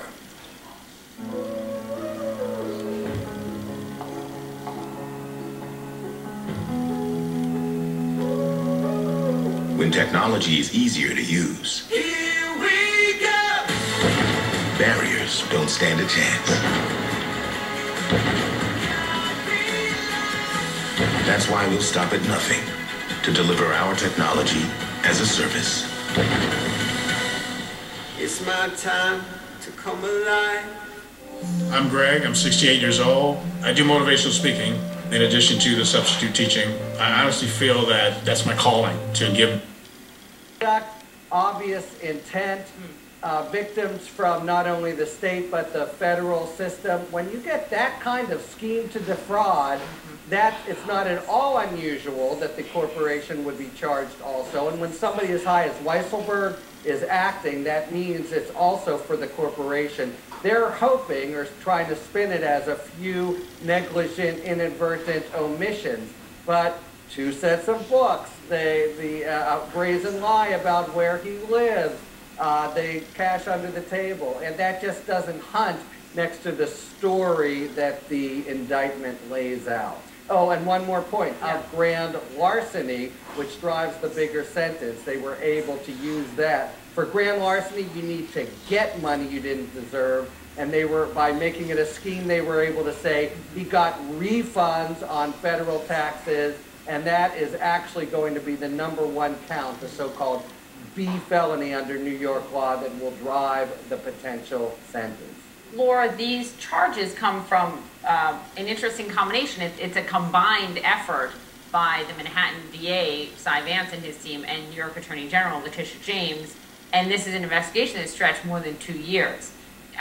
If they did lead with the big one, right, which is typically what you would do, does this mean that Donald Trump is essentially off the hook legally now?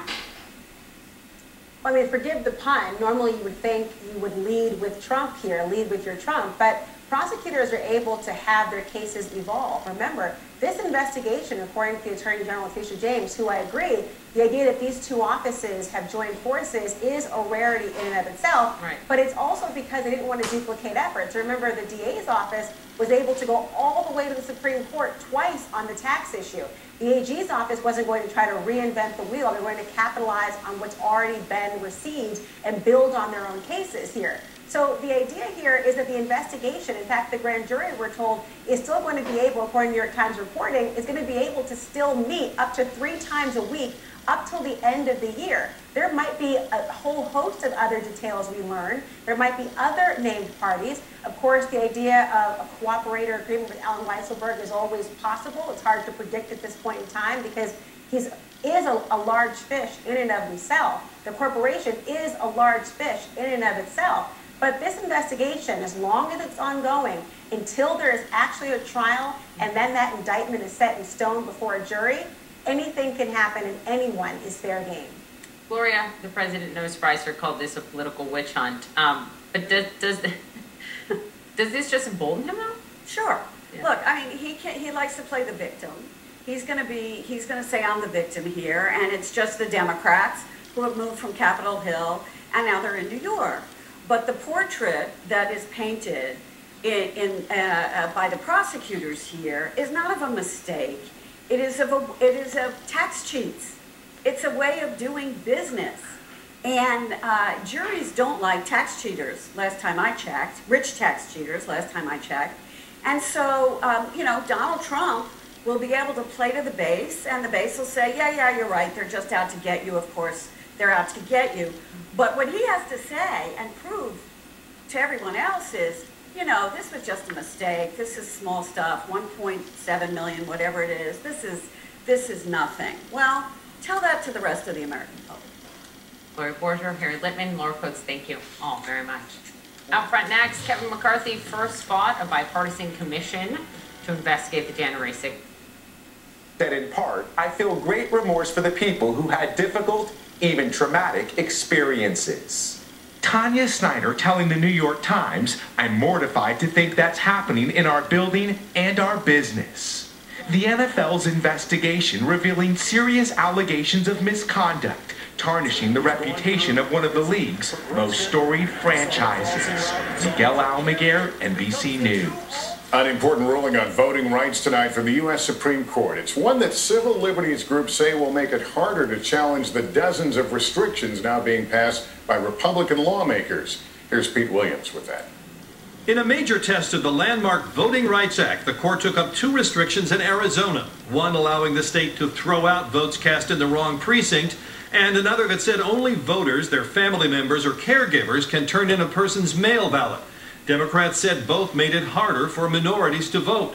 But by a vote of 6-3, with the court's liberals dissenting, the court upheld the restrictions. Justice Samuel Alito's majority opinion said all voting laws impose some burden, and they don't cross the line even if they create small disparities in voting as long as the state has some justification for them. But in a blistering dissent, Justice Elena Kagan said the court ignores that voter discrimination is getting worse. She said the ruling weakens the Voting Rights Act, a law that stands as a monument to America's greatness and protects against its basest impulses. Election law experts say the court now leaves few legal weapons to challenge new voting restrictions recently passed in nearly 20 states. There's really not much left. All of the major tools have been significantly weakened or eliminated. And no word tonight of any retirements. The last 9 justices to step down for something other than health reasons announced their plans on or before the court's final day. That suggests Justice Stephen Breyer will probably be around next term. Lester? Pete Williams at the Supreme Court for us. Thank you. Speaker Nancy Pelosi has named some members of a House Select Committee to investigate the Capitol riot, among them a lone Republican. Garrett Hank is at the Capitol. Garrett, this announcement is causing some controversy. Tonight, Republican Liz Cheney is telling reporters she's honored to be one of Speaker Pelosi's 8 picks to serve on a special select committee to investigate the January 6th attacks here at the Capitol. This, despite a warning from Republican leader Kevin McCarthy that any Republican who accepts such an assignment from the Democratic Speaker would be at risk of losing their other committee posts. Cheney was one of just 10 Republicans to vote in favor of Donald Trump's impeachment earlier this year, and one of just 2 to vote to create this committee. No word yet how or if McCarthy will respond. Lester? All right, Garrett, thank you. A huge explosion rocked a Los Angeles neighborhood overnight. This armored truck was filled with illegal fireworks seized earlier in the day. It blew up as a bomb squad was trying to safely detonate the stash. 17 people, including 10 law enforcement officers, were injured. When we come back here tonight, the popular social media site Pinterest just announced a major change. Will other platforms follow? Huron, Mitchell, and Chamberlain. And then right along and east of I-29, we have some 80s with the exception of Sisseton. There's 91 right now. 88, Sioux Falls, 84 there in Worthington, Minnesota. But, you know, the dew points are down there still very pleasantly in the 50s for most of us, and they're a little higher in Minnesota and portions of northwest Iowa, but even those low 60s, not too hard to take. It's once you get into those mid to upper 60s and 70s where it really starts to feel sticky, and we don't see that happening anytime soon until about Sunday, when we have those dew points, I think, for a lot of us rising up into the middle 60s. So the next couple days still not looking very humid at all. There's not much wind out there for most of us right now. That's been the case for the last few days. A little stronger wind here in central and western portions of South Dakota. Let's take you through the night here with our wind forecast. By 10 o'clock down to about 5 to 10 area wide. Even out west, the wind dies down too. Tomorrow morning at 7, not much of a breeze. Same thing at noon. For most of us, picks up a little bit in central and western South Dakota, but still. Some $900,000 in taxes. It also says he did so with the help of the Trump Organization and its payroll corporation. To help us break down the charges, I'm joined by Adam Kaufman. He formerly served as a prosecutor and chief of the investigative division in the Manhattan DA's office, working with the current district attorney, Cyrus Vance. Thank you so much, Adam, for being here. So talk to me about the significance of Weisselberg being charged today. And what does this mean for former President Trump and the Trump Organization? So what does it mean for the president, former president of the organization? It's a substantial blow.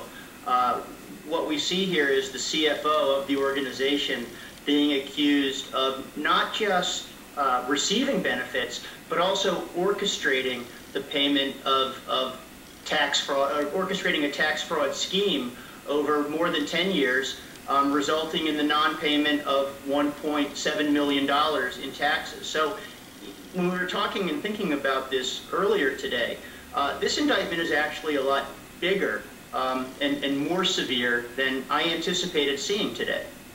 And when you look at the 25 pages, it's false accusations, it's defrauding. It seems as though this is calling the Trump Organization a sort of criminal organization.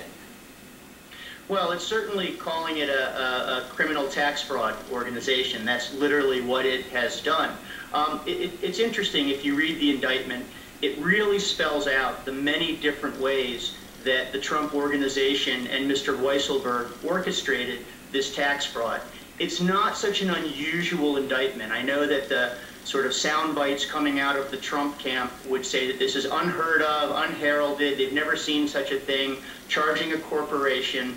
The reality is that when I was running the investigation division, I probably authorized dozens or scores of indictments very similar to this one. What I see here that is a bit unusual is almost the scope of the fraud and the greed that it represents. So you have the benefits, the non-payment, or the payment rather of apartment, car, and so forth. But you have lots of different ways that tax fraud were committed. You also have writing checks to employees from different Trump organizations and cashing those and taking cash back.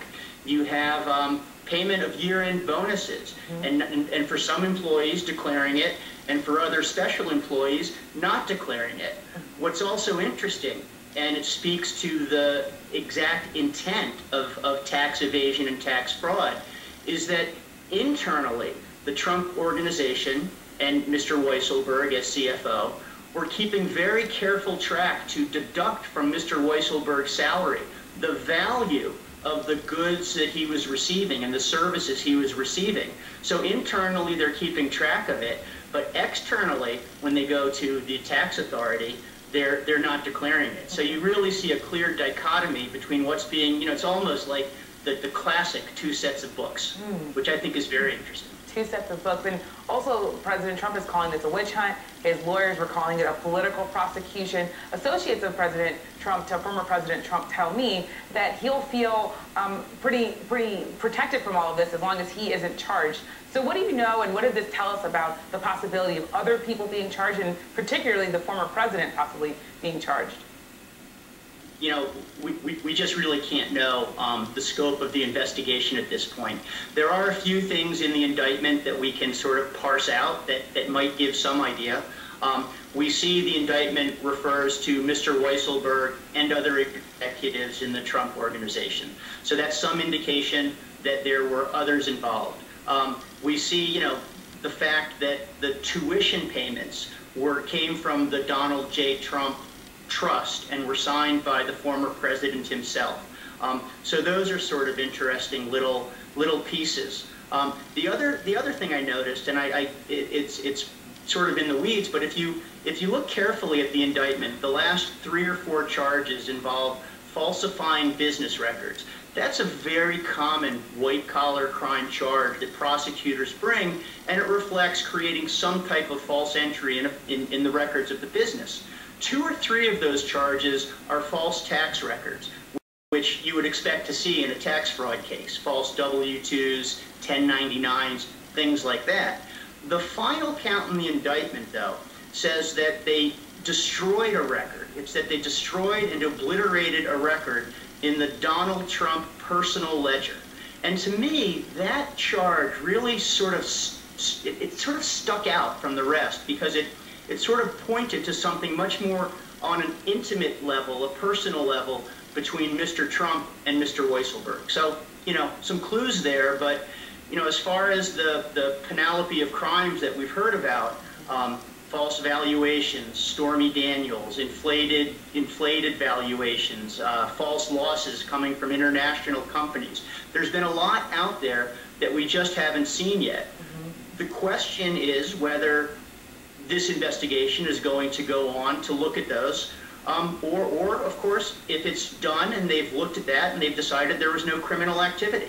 So there's a lot to be seen in the 4 months that we still have to go in this grand jury term. And in the 10 seconds that we have left here, talk a bit about where this might go next. I know as a matter of law, grand jury investigations are secret, but where might this go next? Well, I mean, I just sort of laid out a bunch of other areas that I'm sure the district attorney is still looking at. So I would be expecting them to keep going through the records, keep calling witnesses who might be able to shine some light on exactly the scope of any criminal conduct in the organization, and of course, who was involved. Well, thank you so much, Adam Kaufman, former prosecutor. We really appreciate you coming on. Pleasure.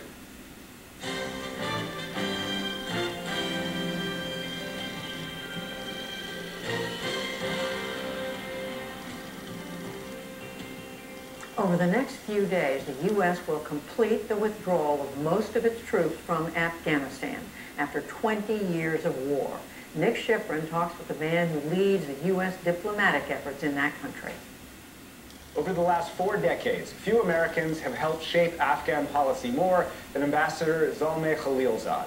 He was born in Afghanistan, advised in President Reagan's State Department, was a presidential special envoy, and then ambassador to Afghanistan during the George W. Bush administration, and has been the special representative for Afghan reconciliation under the Trump and Biden administrations. Ambassador Khalilzad, welcome back to the NewsHour. The Taliban across Afghanistan have seized dozens of districts. The Afghan army is ceding ground and in some places surrendering. And Afghan government cohesion is weakening. As you know, each of those variables existed before the U.S. announced this withdrawal, but all of those variables are accelerating. Given that, how do you justify the decision to withdraw? Well, the withdrawal is based on an agreement that was signed almost 2 years ago. And that agreement had a timeline for withdrawal as part of a package that also included commitments by the Taliban not to attack the United States forces after the signing, to cooperate, not to allow the Afghan territory to be used by terrorists threatening the United States or our allies, and the start of inter-Afghan negotiations for a new government, as well as a ceasefire. So, moral advice, there's tears, there's upset, you try to talk to families. It's hard. I understood the enormity of the whole situation. And I also understood that even though the Floyd family had a degree of satisfaction, that they realized George Perry Floyd's not coming back, that his daughter will not have him to escort her down the aisle one day or wherever. And so, but there was a degree of feeling like, we were able to accomplish what we set out to accomplish. And that gave me a certain amount of relief. I mean, I wasn't sure what was going to happen. history was on Derek Chauvin's side. You know, only 7 police officers being convicted of murder since 2005.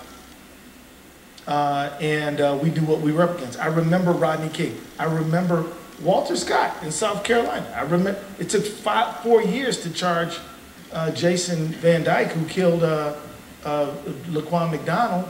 And these are rare events.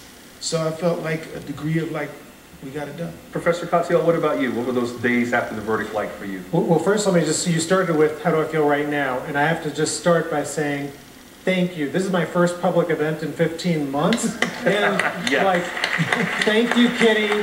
Thank you, Colleen. Thank you, Dan, because I love this festival. Like, I come here every year and bore you guys to death. And, but it's the only invitation I take every year, and it's because of amazing speakers like this, but also this crowd. And bringing us together, magic, magic. Awesome. So thank you.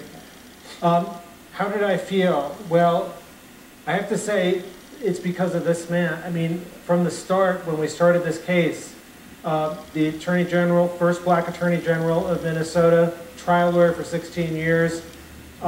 I've had a lot of big cases, Gitmo, the Affordable Care Act, Voting Rights Act, Muslim ban, census, whatever. I've never had a better leader on a case.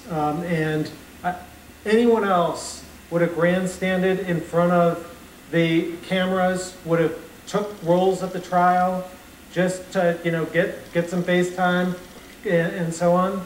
He didn't do that. He just gave it to whoever the trial experts were, or whoever. They're the ones who ran the case. And it was as great a performance of lawyering and boss as I've ever seen in you. And that's why our team always had confidence. We knew history was against us. We knew about the 7 cops since 2005. We knew that we were seeking murder charges against a cop in a state that doesn't recognize a lot of murder charges and has restrictive doctrine. But we had this team built by him, and we felt good. After the verdict, I mean, I remember I watched it with my kids, and I started crying and I gasped. And my kids thought we must have lost or something. And then, no, it was just so emotional. It was just like to see the culmination of the work, the job done. When you talk about the division of labor and, you know, the work that you did and the team did, in stark reality, in painful realities. And so we are really focused on making sure that all of our policy initiatives are really focused on advancing health equity. And as to find delivery and free cake options near you.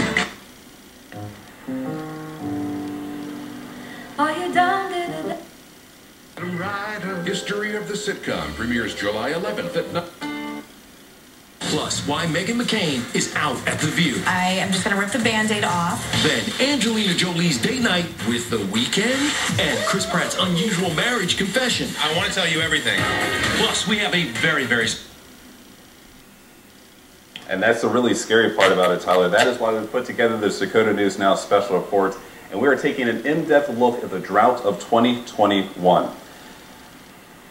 We'll examine the effect on farmers and ranchers and those who living depends on Mother Nature. And we'll also take a look at how some of the lesser-known impacts that you might not know about, like how the drought affects bees and the plants that they pollinate. Well, as you can tell, we are live at Falls Park, and right behind me is the Big Sioux River, and obviously it is much lower right now, and this is going to be the trend, it looks like, over the next several weeks, as there really doesn't look to be a lot of relief on the way. As a matter of fact, the latest drought monitor has been released across the area, so let's take a look at that. These are typically released every Thursday. And so what we're seeing across at least South Dakota is that extreme drought, that shade of red you see on your screen, that's actually expanded by about 2.5% in our area. In addition, that kind of shade of orange, that severe drought is what that is expanded by as much as 6%. Now, of course, when you compare that to where we were a year ago, there was hardly any drought going on in our area whatsoever. And even thinking back to going back to 2019, when we were dealing with some of the flooding concerns locally, there obviously wasn't any drought. So we changed very quickly all across the area. You look back at 2020, by the way, and we hardly had any rainfall to deal with. That's really kind of playing out so far this year too. A lack of rainfall, yards are drying up very quickly, fields are in really rough shape, and as we just kind of said at the top of the broadcast, there's really not a lot of good news on the way in terms of any rainfall. And as a matter of fact, my First Alert weather teammates will join us later on in the show. Both First Alert meteorologist Austin Haskins and, of course, Chief Meteorologist Phil Schreck will have some historical perspectives on the drought. Austin will, and Phil will get to talk about how much rainfall we're ultimately going to be seeing coming up in the next few days. Tyler, thank you. As we've been talking about for so long, this record-breaking ongoing drought we've seen over the summer has caused a lot of headache for you folks, especially farmers, where it was dependent upon Mother Nature behaving, especially helping out those crops as well. Kevin Gonzalez takes a look at the weather and this summer and how it is affecting farmers. The hot weather and lack of rain has farmers worried their crops won't make it to harvest. The weather has not been kind to farmers this year, starting off cooler than normal in spring, then the temperature jumping to record high heats, making it harder for crops to grow. Add in the drought, it has made this a tough year for the farming industry. Beans that have been in the ground for 6 weeks aren't 8 inches tall yet, you know. Normally they'd be knee-high. Corn should be chest-high as long as it's been in the ground, and it's barely knee-high. Some farms don't have an irrigation system, as not all soil will benefit having one installed. I don't have irrigation, so I really, not much I can do. I've fertilized, I've sprayed, you know, everything's clean, so not much I can do now, but hope for rain, pray for rain. For farmers that do have some type of water system, the drought makes keeping up with them even more important. Normally if you have a water tank issue, you got a few days to worry about it. Now if you have an issue, you better be there right now. Many farmers are worried their crops won't survive. And if they do, without cooler weather and water, there won't be enough to make a profit. I think the big thing is it just doesn't affect the farmers. It's, especially in the rural areas, it affects every community, every business. It can be, money's not coming to the farmers, it's not coming to town. With the heat expected to continue at least the next couple of weeks, farmers without an irrigation system can only hope that rain falls down soon. In Beersford, Kevin Gonzalez, Dakota News Now. Now, South Dakota crop farmers are not the only ones feeling consequences of these severe drought conditions. As a matter of fact, cattle farmers are the ones also dealing with these effects that are ongoing across our area. Austin Goss joins us now to tell us more about what Colorado, New York, San Francisco to Kentucky, realized it was a hard sell, and you know what? I'm just going to have to find people who like living here and then skill them up. And by people who like living here, he means those who already do. So we offered locals a simple coding test with instructions. We took 50 people, 35 of them passed, 35 of them are still working the tech economy now. That's 5 years later. Interap now employs about 300 people and is expanding to other cities. And that's what makes this a story for the NewsHour's Work Shift series on jobs without college. And a story that's attracted media from the New York Times to The Daily Show, which sent comedian Hassan Minhaj, its only brown correspondent, to coal country, where he bonded with early Interapt hire Alex Hughes. You really won't cover up. It's okay. I'm here now. Well, we actually had to do that 3 or 4 times. Right, yes, get weird. Okay. But it was hilarious. It was a lot of fun. But where Hughes came from wasn't so funny. When the coal industry went down, it had a massive impact of the entire area. Including his business services firm, which went bust. I had been unemployed for 6 months. When he heard about Interact looking for applicants. In his 40s, Hughes applied and was accepted. Didn't you think you might be aged out of coding? They were going to have to kick me out.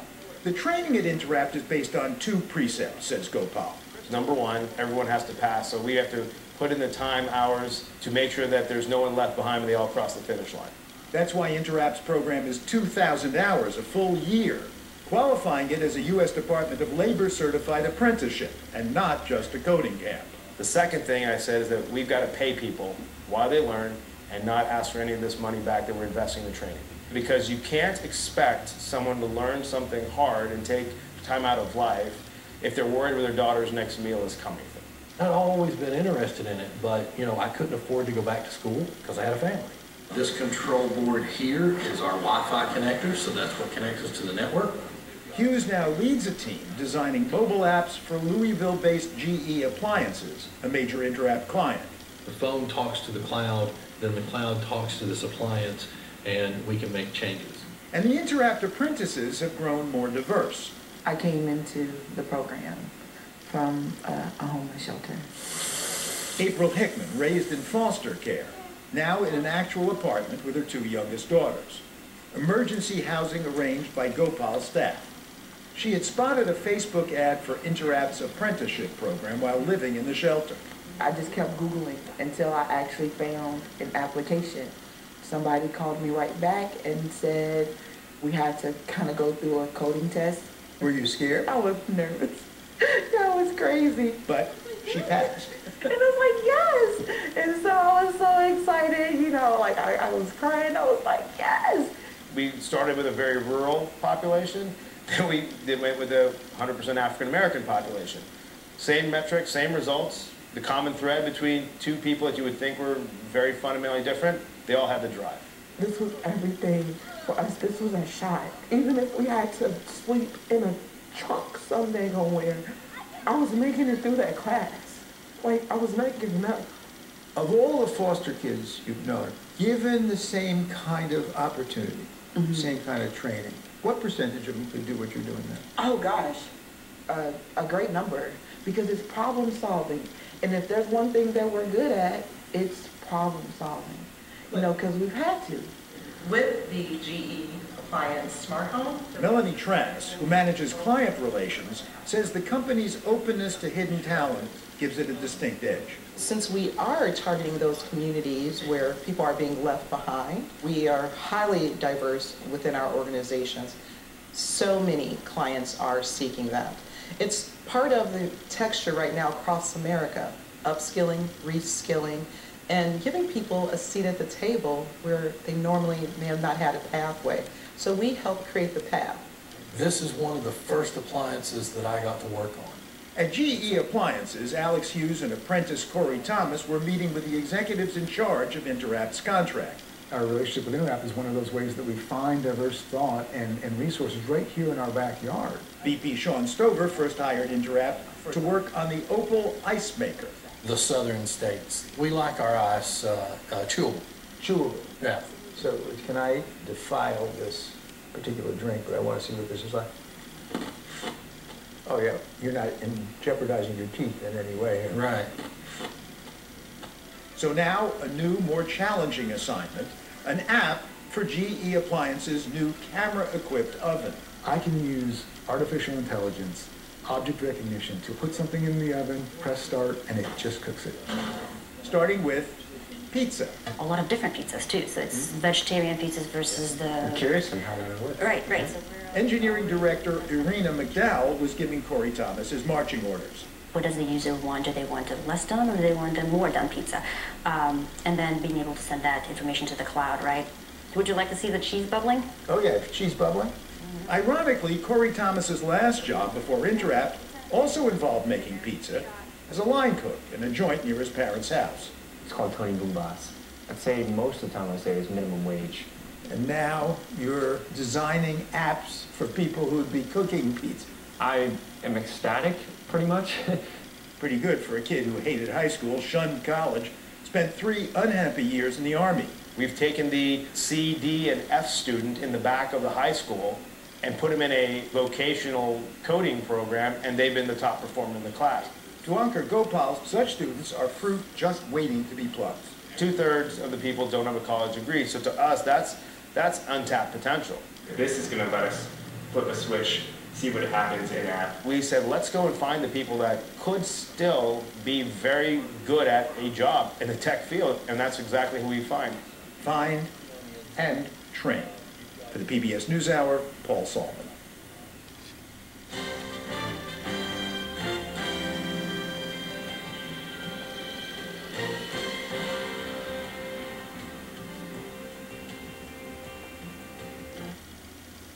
Easy to follow and used by millions, and now it's got Rizzi may increase your risk of infections and lower your ability to fight them. Before treatment.